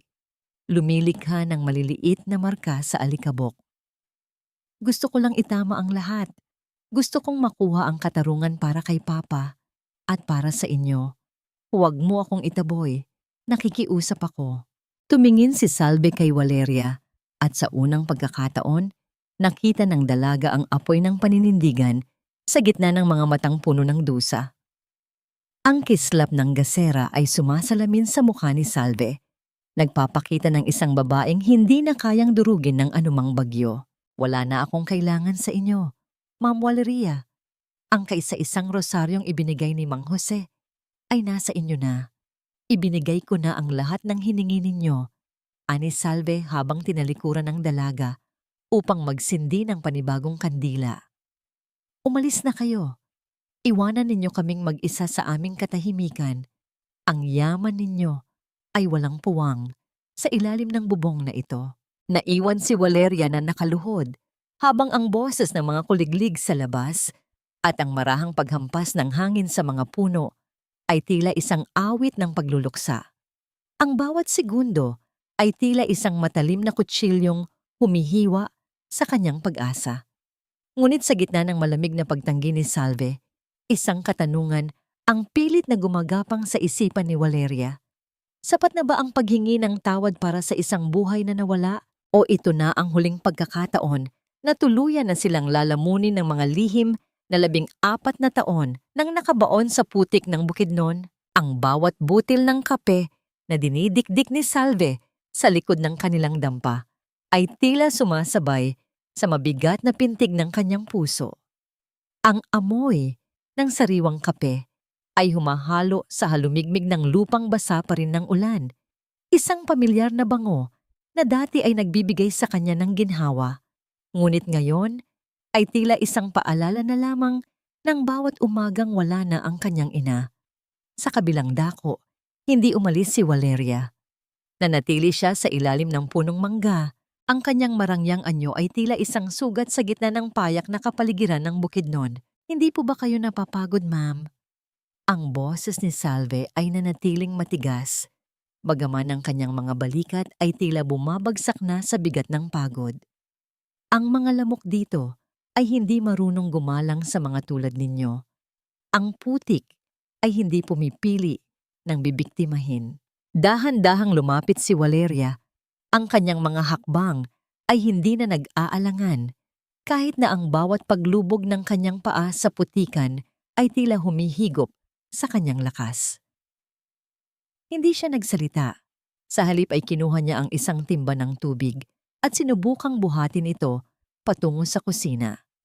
Ang panginginig ng kanyang mga braso at ang pamumula ng kanyang mga palad ay hindi niya pinansin. Ito ang unang pagkakataon na naramdaman niya ang bigat ng buhay na 14 na taong pinasa ni Salve ng mag-isa. Gusto kong maramdaman ang bawat hirap na naranasan ninyo, Salve. Ang boses ni Valeria ay gumaralgal sa tindi ng emosyon. Gusto kong maunawaan kung bakit mas pinili ni Papa na manatili rito kaysa bumalik sa mundong puno ng kasinungalingan. Salve, ang itim na rosaryo. Ibinabalik ko ito sa iyo. Hindi ako ang karapat-dapat na humawak nito hanggat hindi ko napatutunayan ang sarili ko.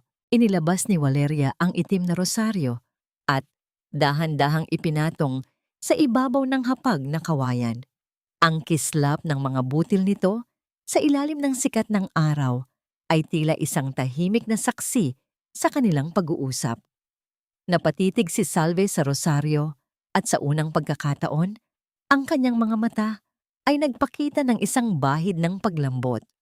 Ang bawat butil nito ay tila nagkukwento ng mga gabing iningatan niya ang ama ni Valeria. Bakit ninyo ginagawa ito? Bulong ni Salve. Ang kanyang mga daliri ay dahan-dahang lumalapit sa rosaryo. Dahil sa sulat ni Papa, nalaman ko ang lahat, sagot ni Valeria, habang ang mga luha ay muling nagsimulang umagos. Ang katarungan para sa kanya ay katarungan din para sa nanay mo. Sila ang nagnakaw ng pagkakataon nating maging isang pamilya. Salve, magtulungan tayo. Alam ko ang bawat pasikot-sikot sa kumpanya at alam mo ang katotohanang pilit nilang ibinabaon. We are the only ones left who can speak for the dead. Ang katahimikan sa pagitan nila ay tila isang tulay na dahan-dahang nabubuo sa gitna ng isang malalim na bangin. Nakita ni Salve ang katapatan sa mga mata ni Valeria, ang parehong katapatang nakita niya kay Mang Jose 14 na taon na ang nakararaan. Isang dahan-dahang pagtango ang ibinigay ni Salve, isang tanda ng pagtanggap sa alyansang hindi niya akalaing mangyayari. Ngunit sa gitna ng kanilang sandali ng pagkakaisa, ang mahinang pagyanig ng telepono sa loob ng bulsa ni Valeria ay tila isang malamig na haplos ng katotohanan. Mula ito sa kanyang sekretarya sa Maynila. Sa bawat segundong binabasa ni Valeria ang mensahe, ang kanyang mukha ay unti-unting nawawalan ng kulay, tila ba ang lahat ng dugo sa kanyang katawan ay bumaba sa kanyang mga paa. Anong nangyari, ma'am? Ang pag-aalala sa boses ni Salve ay muling bumalik. Ramil, ang bulong ni Valeria, ang kanyang boses ay halos mawala sa hangin. Wala na. Binenta na niya ang lahat. Ginamit niya ang mga dokumentong ipinapirma niya sa akin noong nakaraang buwan nang sabihin niyang para iyon sa expansion. He sold my shares to a shell company owned by Celestina. Salve, wala na akong kapangyarihan sa Vergara Holdings. Pinatalsik na nila ako bilang CEO. Nanigas ang katawan ni Valeria. Ang bawat hininga niya ay tila isang pakikipagbuno sa hangin. Ang tanging sandata na inakala niyang magagamit niya para ipagtanggol si Salve ay biglang naglaho na parang usok. Ang tunog ng mga kuliglig sa paligid ay tila naging isang mapait na tawa ng tadhana. Sa labas ng dampa, isang puting sasakyan na may mga tinted na bintana ang dahan-dahang huminto sa malayo. Walang ingay ang makina, tila isang aninong naghihintay ng tamang pagkakataon upang sumalakay. Napatingin si Salve sa sasakyan at ang kaba sa kanyang dibdib ay muling nagliyab. Sino ang darating sa ganitong oras sa liblib na lugar na ito? Valeria, ang tawag ni Salve. Ang kanyang boses ay puno ng babala. Hindi tayo pwedeng manatili rito. Kung nakuha na nila ang kumpanya, alam nating tayo na ang susunod nilang buburahin sa mundo. Ang bawat hibla ng katahimikan sa bukid noon ay tila naging kasing talim ng isang kutsilyo. Habang ang dalawang babae ay nakatitig sa sasakyang unti-unting nagbubukas ng pinto. Naghahanda para sa isang pagtatagpong magpapabago sa kanilang kapalaran o tuluyang wawakasan ito. Dahan-dahang bumukas ang pinto ng puting sasakyan at ang pagtama ng sapatos ng lalaking lumabas sa tuyong dahon sa lupa ay lumikha ng isang malutong na tunog na tila ba binabasag ang huling katahimikan ng bukid noon. Hindi ito si Ramil. kundi isang lalaking nakasuot ng uniforme ng kumpanya, isang mensahero ng kalupitan na may dalang isang sobrang kulay ginto. Inutusan po ako ni Doña Celestina na naibigay ito sa inyo. Dating CEO Valeria, ang boses ng lalaki ay walang galang, puno ng panunuya habang iniabot ang sobre. Ito po ay imbitasyon para sa ika-50 taong anibersaryo ng Vergara Holdings sa susunod na Sabado. Sabi ng Donya, malaya kayong pumunta para masaksihan ang formal na pagpapakilala sa bagong may-ari ng lahat ng inakalang sa inyo. Nang makuha ni Valeria ang imbitasyon, ang kislap ng gintong tinta nito sa ilalim ng araw ay tila nanunuya sa kanyang kasalukuyang kalagayan. Dama niya ang pamimitig ng kanyang mga daliri habang binabasa ang mga pangalang nakasulat doon. Ang bawat letra ay tila isang patalim na dahan-dahang humihiwa sa kanyang pagkatao. Pagkaalis ng sasakyan, naiwan ng usok na tila isang maruming ulap na lumalason sa sariwang hangin ng bundok. Huwag po ninyong punitin, Ma'am Valeria. Ang mahinang boses ni Salve ay nagpabalik sa diwa ng dalaga. Nakatayo si Salve sa likuran niya, ang mga kamay ay nakapatong sa kanyang balikat, isang hawak na puno ng init at lakas na hindi kayang ibigay ng anumang kayamanan. Bakit, Salve? Para ano pa? Para makita kung paano nila ipagdiriwang ang pagnanakaw nila sa buhay ko? Para pagtawanan nila tayo sa harap ng maraming tao? Ang hikbi ni Valeria ay gumaralgal. Ang kanyang mga balikat ay nanginginig sa tindi ng puot at kawalan ng pag-asa.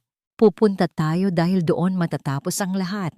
Ang paninindigan sa boses ni Salve ay tila isang matatag na pundasyon ng isang gusali. Hindi tayo pupunta bilang mga talunan.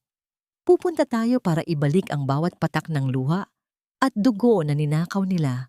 Ang piging na yan. Iyan ang magiging huling hapunan ng kanilang mga kasinungalingan. Sa loob ng sumunod na ilang araw, ang dampa ni Salve ay naging isang tahimik na himpilan ng digmaan. Walang mga armas, walang mga pagsabog, tanging ang dahan-dahang paghahanda ng kanilang mga kalooban.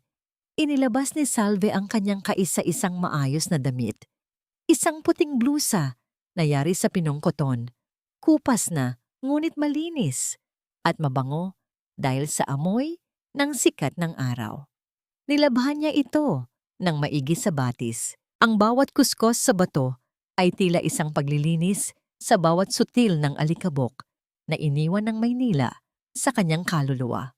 Ito po ang isuot ninyo, ma'am, wika ni Salve habang iniaabot ang isang asul na shawl na yari sa habi. Ito po ang huling regalo ng nanay ko sa akin. Sabi niya, ang asul ay kulay ng langit, ang tanging lugar kung saan hindi nakakarating ang dumi ng lupa. Dama ni Valeria ang lambot ng tela sa kanyang mga palad. Ang bawat hibla nito ay tila naghahatid ng bulong ng pag-asa mula sa yumaong ina ni Salve. Ang paninikip ng kanyang dibdib ay unt-unting napapalitan ng isang malamig na determinasyon. Tumingin siya sa salamin, isang lumang salamin na may mga lamat sa gilid, at hindi na niya nakita ang CEO na si Valeria Vergara. Ang nakita niya ay isang babaeng handang makipaglaban kasama ang taong itinuring niyang basura noon. Dumating ang gabi ng anibersaryo. Ang Manila Grand Ballroom ay punong-puno ng kislap ng mga dambuhalang chandelier na nagluluwal ng liwanag na tila mga bituin. Ang amoy ng mamahaling alak at ang halimuyak ng mga bulaklak na galing pa sa ibang bansa ay lumilikha ng isang atmosfera ng labis na karangyaan. Sa gitna ng entablado, nakatayo si Doña Celestina. Suot ang isang pulang terno na tila naglalabiyab, habang si Ramil ay nasa tabi niya. Nakasuot ng tuksedong tila yari sa pinakamahal na tela, ang kanyang mga mata ay nagniningning sa tindi ng tagumpay. Sa gabing ito, hindi lamang natin ipinagdiriwang ang 50 taon ng ating kumpanya. Ang boses ni Celestina sa mikropono ay umalingaw-ngaw sa buong bulwagan, puno ng pagmamalaki at kapangyarihan. Ipinagdiriwang din natin ang paglilinis sa ating pangalan mula sa mga anino ng nakaraan. Ang Vergara Holdings ay mas matatag na ngayon, malayo sa mga maling desisyon ng mga taong hindi na karapat-dapat sa trono. Ang bawat palakpakan ng mga panauhin ay tila isang sampal sa bawat segundong lumilipas. Ngunit, sa gitna ng katahimikan matapos ang kanyang talumpati, ang malalaking pintuang ginto sa dulo ng ballroom ay dahan-dahang bumukas. Ang pag-ikot ng mga bisagra ay hindi lumikha ng tunog, ngunit ang hangin na pumasok mula sa labas ay nagdala ng isang kakaibang lamig na nagpalingon sa lahat. Naglakad papasok ang dalawang babae. Si Valeria, sa kanyang payak na asul na shawl, ay naglalakad ng may taas na noo. Ang bawat hakbang niya sa makinis na sahig ay tila isang matibay na pahayag ng pagbabalik. Sa tabi niya ay si Salve. Suot ang kanyang puting blusa, hawak ang itim na rosaryo sa kanyang mga kamay. Ang bawat butil nito ay kumikislap sa ilalim ng liwanag ng chandelier. Tila mga matang nagmamasid at humahatol. Napatigil ang tawanan. Ang kislap ng mga baso ng alak ay tila nag-freeze sa hangin. Nanlaki ang mga mata ni Doña Celestina. Ang kanyang muka ay biglang nawala ng kulay. Tila ba nakakita siya ng mga kaluluwang bumangon mula sa hukay ng bukidnon. Anong ginagawa ng hampas lupang ito rito? Ang boses ni Celestina ay pabulong, ngunit puno ng pananabik sa takot, habang ang kanyang mga daliri ay mahigpit na nakakapit sa podium. Tumingin si Salve ng diretso sa mga mata ng matanda. Walang galit, walang sigaw, tanging isang katotohanang kasing talim ng kidlat. Itinaas niya ang itim na rosaryo, at sa sandaling iyon, ang bawat mata sa loob ng ballroom ay nakapako sa maliit na krus na may nakaukit na titik V. Narito po kami para ibalik ang kaisa-isang bagay na hindi ninyo kailanman nanakaw mula kay Mang Jose. Ang boses ni Salve ay mahina, ngunit umalingaw-ngaw sa bawat sulok ng bulwagan, tila isang banal na hatol. Ang kanyang dangal, ang katahimikan sa loob ng ballroom ay naging kasing bigat ng isang kabaong. Habang si Ramil ay dahan-dahang umatras, ang kanyang mga mata ay pabalik-balik sa pintuan at sa mga ebidensyang alam niyang dala ng dalawang babaeng inakala nilang tuluyan na nilang nabaon sa putik. Ang bawat bulong sa loob ng Manila Grand Ballroom ay tila naging isang dambuhalang alon ng paghatol habang nakatayo si Salve at Valeria sa gitna ng entablado. Ang kislap ng mga hiya sa leeg ni Doña Celestina ay tila unet-unting nawawalan ng liwanag, natatakpan ng anino ng katotohanang dahan-dahan nang bumabangon. Ang bango ng mga bulaklak ay napalitan ng amoy ng takot na nagsisimulang lumabas mula sa bawat butas ng balat ng matanda. Security! Bakit hinahayaan ninyong manatili ang mga taong ito rito? This is a private event. Get them out of here now. Ang sigaw ni Celestina ay gumaralgal. Ang kanyang tinig ay hindi na kasing tatag ng kanina. Ang bawat salita niya ay tila isang desperadong pagkapit sa isang gumigibang tore. Ngunit walang gwardiyang kumilos. Ang bawat isa sa loob ng bulwagan ay tila na hipnotismo sa katatagan ni Valeria at sa itim na rosaryong hawak ni Salve. Dahan-dahang lumakad si Valeria patungo sa control booth ng audiovisual system. Ang bawat pagtama ng kanyang takong sa sahig ay tila isang martilyo na pumupukpok sa kabaong ng mga lihim nina Celestina at Ramil. Hindi na kailangan ng security, Mama. Ang boses ni Valeria ay umalingaw-ngaw sa mga speaker, kasing lamig ng kamatayan at kasing linaw ng kristal. Dahil ang lahat ng taong narito ay may karapatang malaman kung anong klaseng dugo ang nagpapatakbo sa kumpanyang ito. You wanted a celebration, right? Then let's celebrate the truth. Sa isang mabilis na paggalaw ng kamay ni Valeria sa control panel, ang malalaking LED screen sa likod ng entablado ay nagbago. Hindi na ang logo ng Vergara Holdings ang nakalagay, kundi isang madilim at malabong video mula sa isang dashboard camera 14 na taon na ang nakalilipas. Isang ebidensyang itinago ni Ramil sa loob ng maraming taon bilang kasiguruhan laban kay Celestina. Ngunit ngayon ay nakuha ni Valeria sa tulong ng mga huling tapat na tao sa kumpanya. Ang larawan sa screen ay nagpakita ng isang liblib na daan sa Bukidnon. Isang sasakyang pamilyar sa lahat. Ang sasakyan ni Don Jose. Nakita ng lahat ang paghinto ng isang motor, ang paglapit ng isang lalaking hindi makilala ang mukha, at ang paglagay ng isang bagay sa ilalim ng makina. Ngunit ang mas nakahihindik ay ang audio na sumunod. Isang boses na hindi mapagkakamalan. Siguraduhin mong hindi siya makakalabas ng buhay, Ramil. Kapag naging abo na ang lahat, wala nang ebidensyang magtuturo sa akin. Ang Vergara Holdings ay sa akin lang. Sa akin lang. Ang boses ni Celestina sa recording ay tila isang malupit na hagupit sa pandinig ng mga panauhin. Ang bawat isa sa loob ng ballroom ay napaatras. Ang mga baso ng alak ay muntik ng mabitawan sa tindi ng gulat. Ang katahimikan ay nabasag ng mga mahihinang bulungan na unti-unting naging malakas na hiyaw ng pagkagalit. Magnanakaw, mamamatay tao. Ang sigaw ng isang matandang stockholder mula sa unahan. Ang kanyang muka ay pulang-pula sa galit. Napatingin si Valeria kay Celestina na ngayon ay nakasandal na sa podium. Ang kanyang muka ay kasing puti ng papel. Ang bawat hibla ng kanyang pagkatao ay tila nalulusaw sa ilalim ng masilaw na liwanag ng katotohanan. Tumingin si Celestina kay Ramil. Humihingi ng tulong. Ngunit ang abogado ay dahan-dahan ng umaatras patungo sa gilid. Ang kanyang mga mata ay pabalik-balik sa pintuan, naghahanap ng pagkakataong makatakas bago pa dumating ang mga awtoridad. Ipinagkatiwala ko sa iyo ang lahat, Mama. Ang boses ni Valeria ay puno ng pait. Ang kanyang mga mata ay nagniningning sa namumuong luha. Binigyan kita ng tahanan, binigyan kita ng pangalan, pero ang lahat ng iyon ay itinayo mo sa ibabaw ng bangkay ni Papa. Itinayo mo ang yaman natin sa pagdurusa ni Salve at ng kanyang ina. You didn't just kill my father, you killed the soul of this family. Lumapit si Salve sa harap ni Celestina. Ang itim na rosaryo ay nakalawit sa kanyang mga daliri. Walang galit sa kanyang mukha, tanging isang malalim na awa na mas masakit pa sa anumang sampal. Ang rosaryong ito ay hindi lamang kahoy, Doña Celestina. Ang mahinang boses ni Salve ay tila isang banal na hatol na pumasok sa pandinig ng lahat. Ito ang naging saksi sa bawat hininga ni Mang Jose.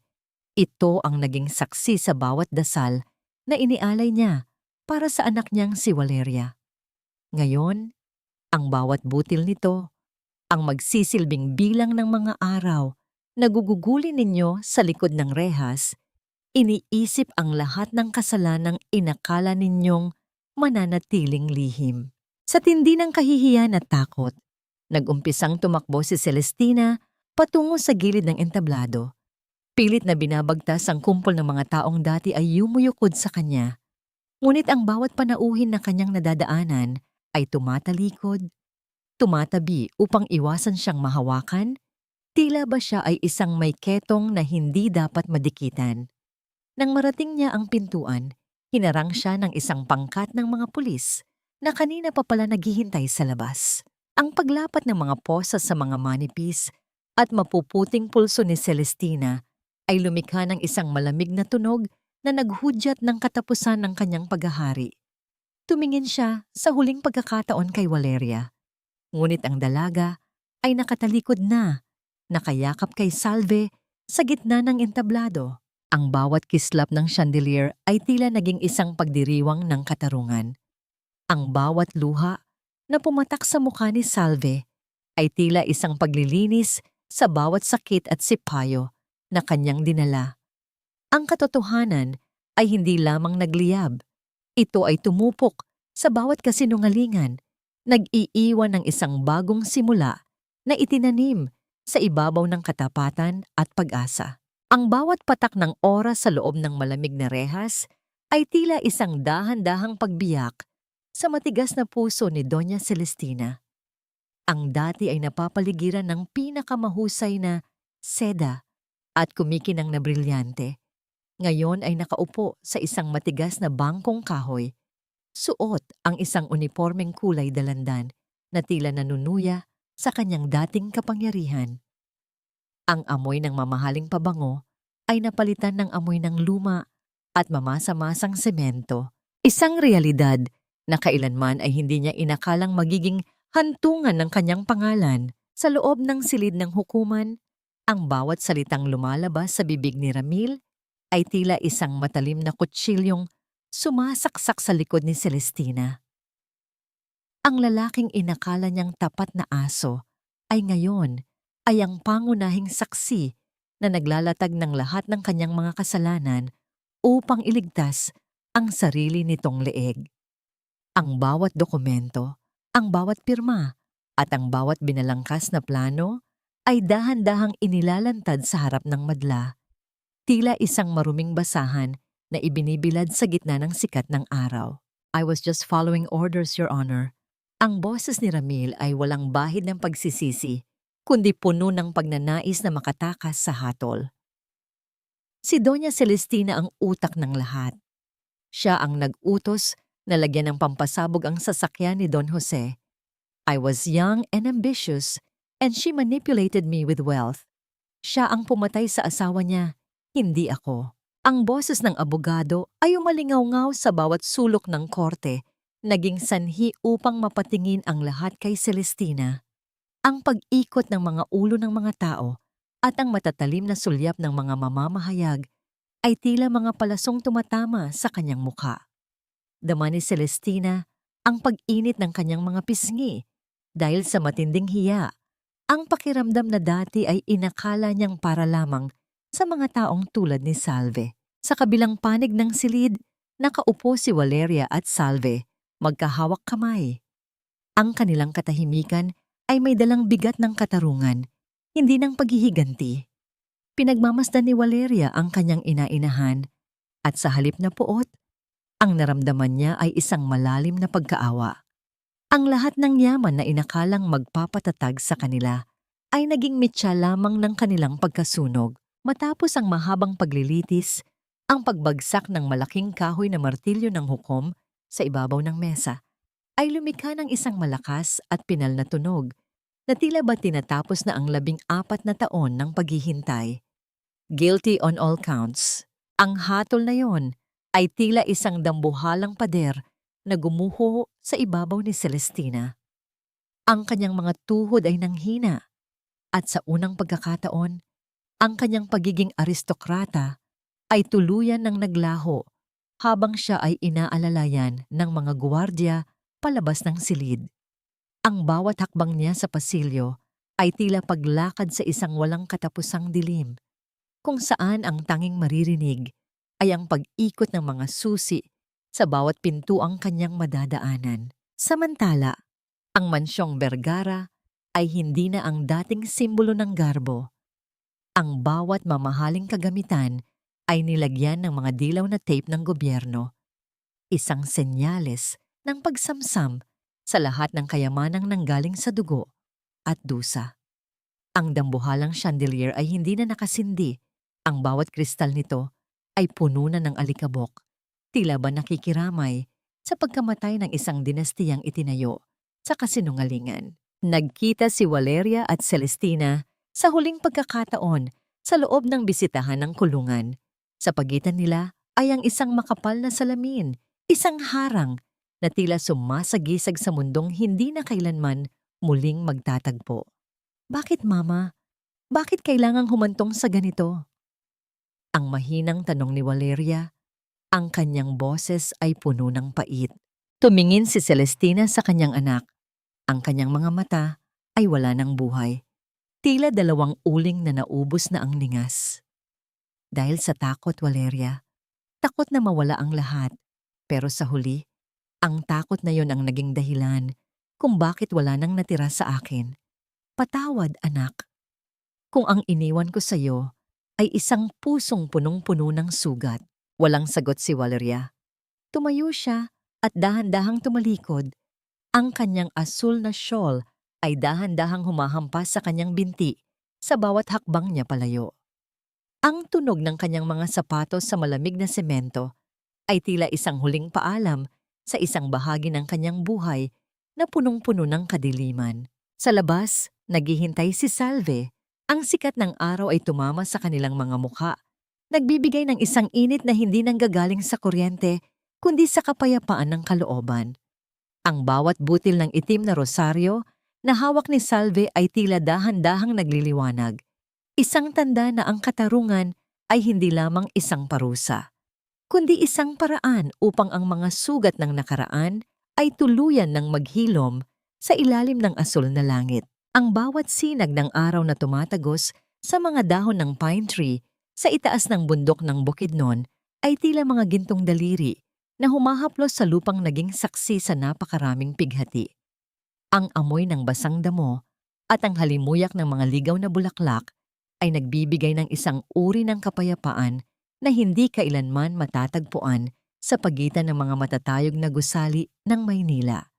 Sa maliit na sementeryo sa gilid ng burol, kung saan ang mga krus ay yari lamang sa simpleng kahoy at semento, dalawang babae ang nakatayo sa harap ng dalawang puntod na magkatabi. Dama ni Valeria ang malamig na simoy ng hangin na humahaplos sa kanyang mukha, tila isang banayad na pagbati mula sa kanyang ama.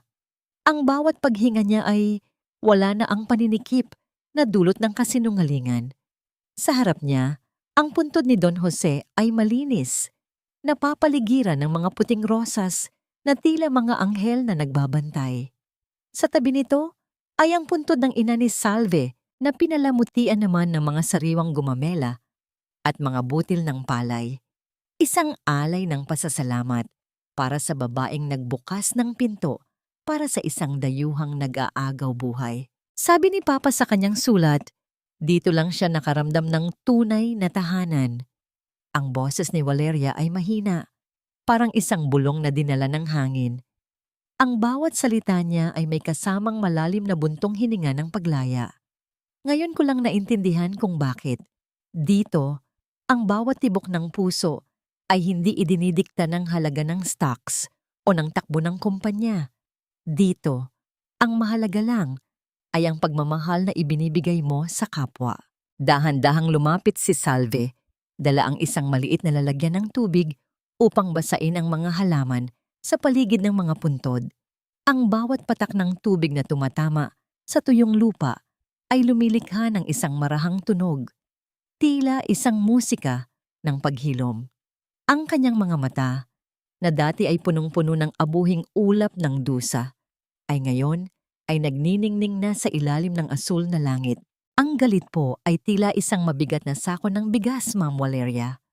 Wika ni Salve habang maingat na inaalis ang mga tuyong dahon. Habang pasan ninyo ito, hindi ninyo makikita ang ganda ng landas na inyong tinatahak. Pero nang bitawan ko ang galit ko sa inyo, doon ko lang naramdaman na ang nanay ko ay hindi talaga nawala. Narito siya sa bawat ihip ng hangin, sa bawat usbong ng halaman. Napatigil si Valeria at tumingin nang diretso kay Salve. Ang bawat hibla ng kanyang pag-aalinlangan ay tuluyan ng naglaho. Dahan-dahan niyang hinawakan ang mga kamay ni Salve. Ang mga kamay na dati ay kinasuklaman niya ngunit ngayon ay itinuturing niyang angkla ng kanyang kaluluwa. Ang init ng palad ni Salve ay tila isang kuryenteng naghatid ng lakas sa buong katawan ni Valeria. Salve, I've made a decision. Ang panimula ni Valeria, ang kanyang panga ay may bahid ng determinasyon. Ipinasara ko na ang main headquarters sa Manila. Ibinenta ko na ang mansyon at ang lahat ng mga ari-arian na nagpapaalala sa akin ng kadiliman ni Celestina. I am moving here for good. Nag-angat ng tingin si Salve. Ang kanyang mga labi ay dahan-dahang bumukas sa gulat. Dito po? Pero ma'am, malayo po ito sa mundong kinagisnan ninyo. Walang mga hotel, walang mga malalaking piging. Isang matamis na ngiti ang sumilay sa labi ni Valeria. Isang ngingiting umabot hanggang sa kanyang mga mata. Mas gusto ko ang piging ng lugaw at luya kasama mo, Salve. Gagamitin ko ang natitirang yaman ni Papa para itayo ang isang foundation dito sa Bukidnon. Gagawa tayo ng isang sentro para sa mga may sakit at mga lalaking tulad ni Papa na nawawala sa daan. Tatawagin natin itong The Saturday Rosary Home. Ang bawat salita ni Valeria ay tila isang pangako na nakaukit sa langit.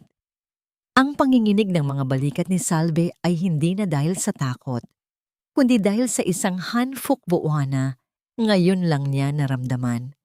Dahan-dahang lumapit ang dalawang babae at nagyakap ng mahigpit sa gitna ng sementeryo.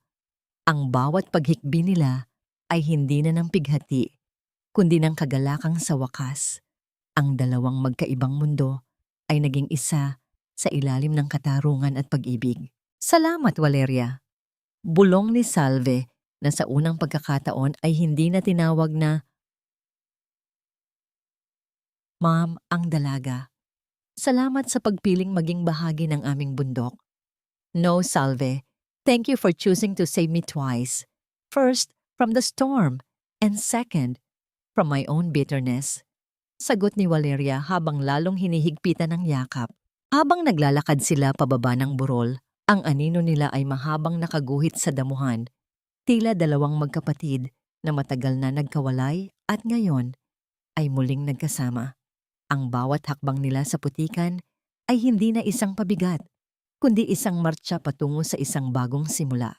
Ngunit bago pa man sila makarating sa ibaba, napatigil si Salve nang may mapansin sa kalyeng patungo sa kanilang dampa.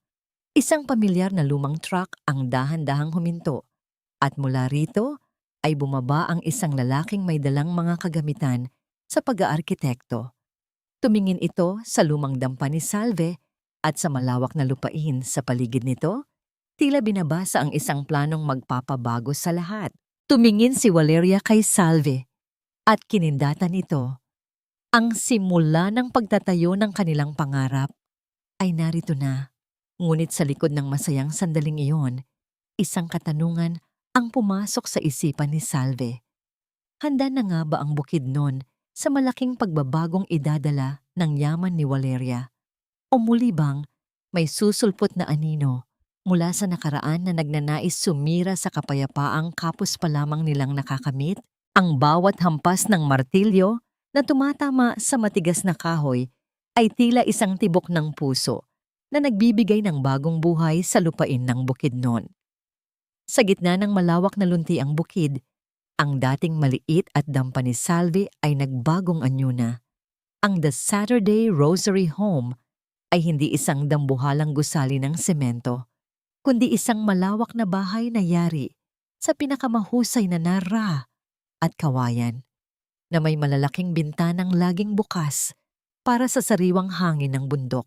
Ang bango ng bagong tabas na kahoy ay humahalo sa amoy ng nilagang saging at mainit na tsokolate, lumilikha ng isang atmosfera ng tunay na tahanan.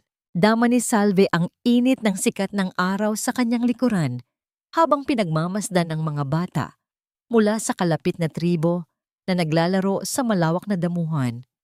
Wala na ang kaba sa kanyang dibdib, wala na ang bigat na tila laging humihila sa kanya pababa sa putikan.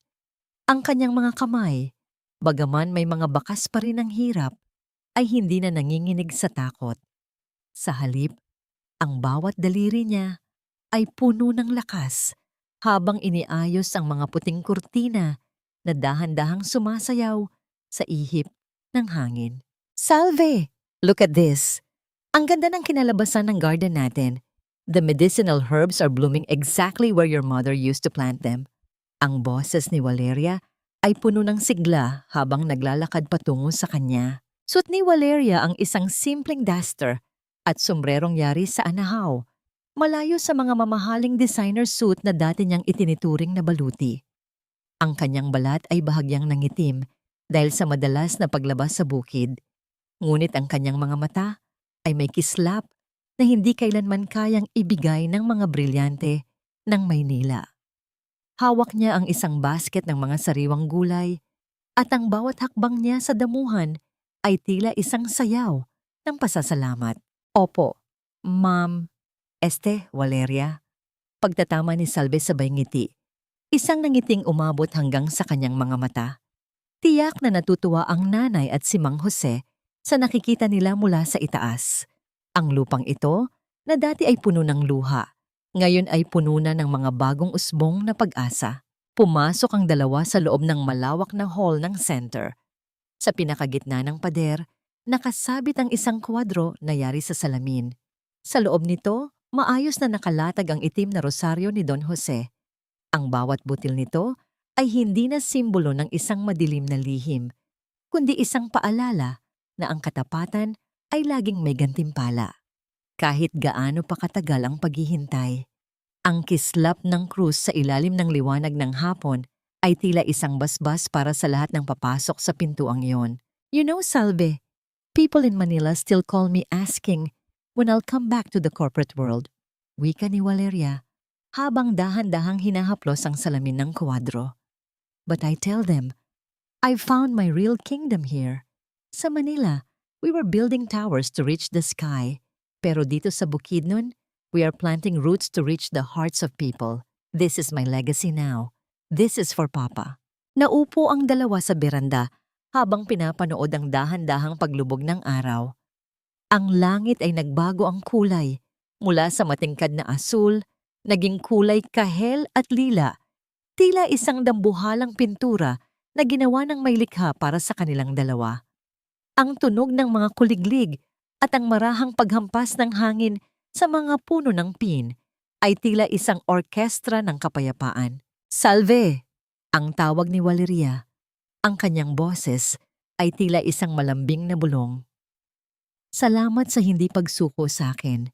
Kahit noong itinapon kita, hindi mo itinapon ang alaala ni Papa. You are the strongest person I know. Huminga ng malalim si Salve.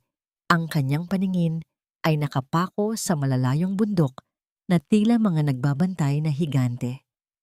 Wala po iyon. Ang bawat butil po ng rosaryo ay nagturo sa akin na ang gabi ay laging sinusundan ng liwayway. Ang mahalaga po ay narito na tayo. Wala na ang mga anino, wala na ang mga lason. Sa gitna ng katahimikan ng dapit hapon, ang bawat hininga nila ay tila isang panalangin ng pasasalamat. Ang The Saturday Rosary Home ay hindi lamang naging silungan para sa mga nangangailangan, kundi naging simbolo ng isang pagkakaibigang nabuo sa gitna ng unos at pinatibay ng katotohanan. Habang ang dilim ay dahan-dahang lumalaganap, ang mga ilaw sa loob ng center ay isa-isang bumukas, naglalabas ng isang mainit at dilaw na liwanag na tila isang parola sa gitna ng bundok. Ngunit sa dulo ng kalsada, isang pamilyar na anino ang dahan-dahang naglalakad patungo sa kanila. Isang taong may dalang luma at kupas na bag, tila isang estrangherong naghahanap ng mapagsisilungan sa gabing ito ng Sabado. Napatingin si Salve at Valeria sa isa't isa. Isang bagong kabanata na naman ang magsisimula. Isang bagong buhay na naman ang kanilang ililigtas. Ang katarungan ay tapos na. Ngunit ang paglalakbay ng pag-ibig at pagkalinga ay tila wala ng katapusan. Ang bawat paglubog ng araw sa Bukidnon ay tila isang dahan-dahang pagpikit ng mga mata ng langit. Nag-iiwan ng isang mainit na yakap ng takip silim sa bawat sulok ng The Saturday Rosary Home. Sa gabing ito ng Sabado, ang amoy ng sariwang Dama de Noche ay humahalimuyak sa hangin, sumasabay sa marahang usok ng insenso na nagmumula sa maliit na kapilya ng center. Wala na ang ingay ng mga makina, wala na ang nagmamadaling mga hakbang ng Manila. Ang tanging naririto ay ang kapayapaang 14 na taon ding naging mailap. Nakaupo sina Salve at Valeria sa mahabang bangkong kahoy sa ilalim ng dambuhalang puno ng mangga. Sa pagitan ng kanilang mga daliri ay ang itim na rosaryo ni Don Jose na dahan-dahang umiikot sa bawat pagbigkas nila ng dasal. Ang bawat butil nito ay hindi na nagdadala ng lamig ng kamatayan, kundi ang init ng isang pamilyang muling nabuo sa gitna ng mga sugat. Alam mo, Salve, ang boses ni Valeria ay tila isang malumanay na agos ng tubig, puno ng katahimikan. Dati, ang akala ko ay ang kapatawaran ay isang regalo para sa taong nagkasala sa atin. Pero dito, natutunan ko na ang kapatawaran ay regalo pala natin sa ating sarili. Nang bitawan ko ang galit kay Mama Celestina, Doon ko lang naramdaman na malaya na talaga ako. Tumango si Salve. Ang kanyang mga mata ay nakatingin sa malalayong bituin na nagsisimulang magpakita sa langit. Ang bawat butil po ng rosaryong ito ay tila isang hakbang natin pabalik sa ating tunay na pagkatao. Hindi po mahalaga kung gaano tayo nabaon sa putik ng kahapon. Ang mahalaga ay pinili nating bumangon at maglakad patungo sa liwanag. Ang katanungan kung nahanap na ba nila ang bin-in ay nasagot na ng bawat ngiti ng mga taong natutulungan nila sa center. Ang bawat estrangherong nabibigyan ng lugaw at silong ay tila isang pag-aalay sa kaluluwa ni na Don Jose at ng ina ni Salve. Ang kanilang mga yumaong magulang ay hindi na mga anino ng pighati, kundi mga anghel na nagsisilbing pundasyon ng kanilang bagong buhay. Ang aral na iniwan ng Saturday ng mga rosaryo ay malinaw pa sa sikat ng buwan. Ang tunay na yaman ay hindi nasusukat sa laki ng kumpanya o sa kislap ng mga hiyas, kundi sa lalim ng katapatan at sa tamis ng pagpapakumbaba. Ang isang simpleng rosaryong kahoy ay naging mas makapangyarihan kaysa sa lahat ng ginto sa Maynila dahil dinala nito ang katarungang hindi nabibili at ang pag-ibig na hindi kumukupas. Handa ka na ba para sa bukas, kapatid? Ang tanong ni Valeria. Ang boses ay puno ng pagmamahal. Lagi po, Valeria. Hanggat may Sabado na darating, may rosaryo po tayong dadasalin at may pag-asa tayong itatanim. Sagot ni Salve, habang mahigpit na hinawakan ang kamay ng kanyang kapatid sa puso. Dahan-dahang namatay ang mga ilaw sa paligid. Ngunit ang liwanag sa loob ng kanilang mga puso ay nananatiling nagniningning. Ang bawat hininga ng gabi sa Bukidnon ay tila isang bulong ng langit, nagsasabing sa wakas, ang lahat ay nasa tamang lugar na, ang unos ay tapos na, at ang bahaghari ng katarungan ay mananatiling nakaguhit sa kanilang langit, magpakailanman.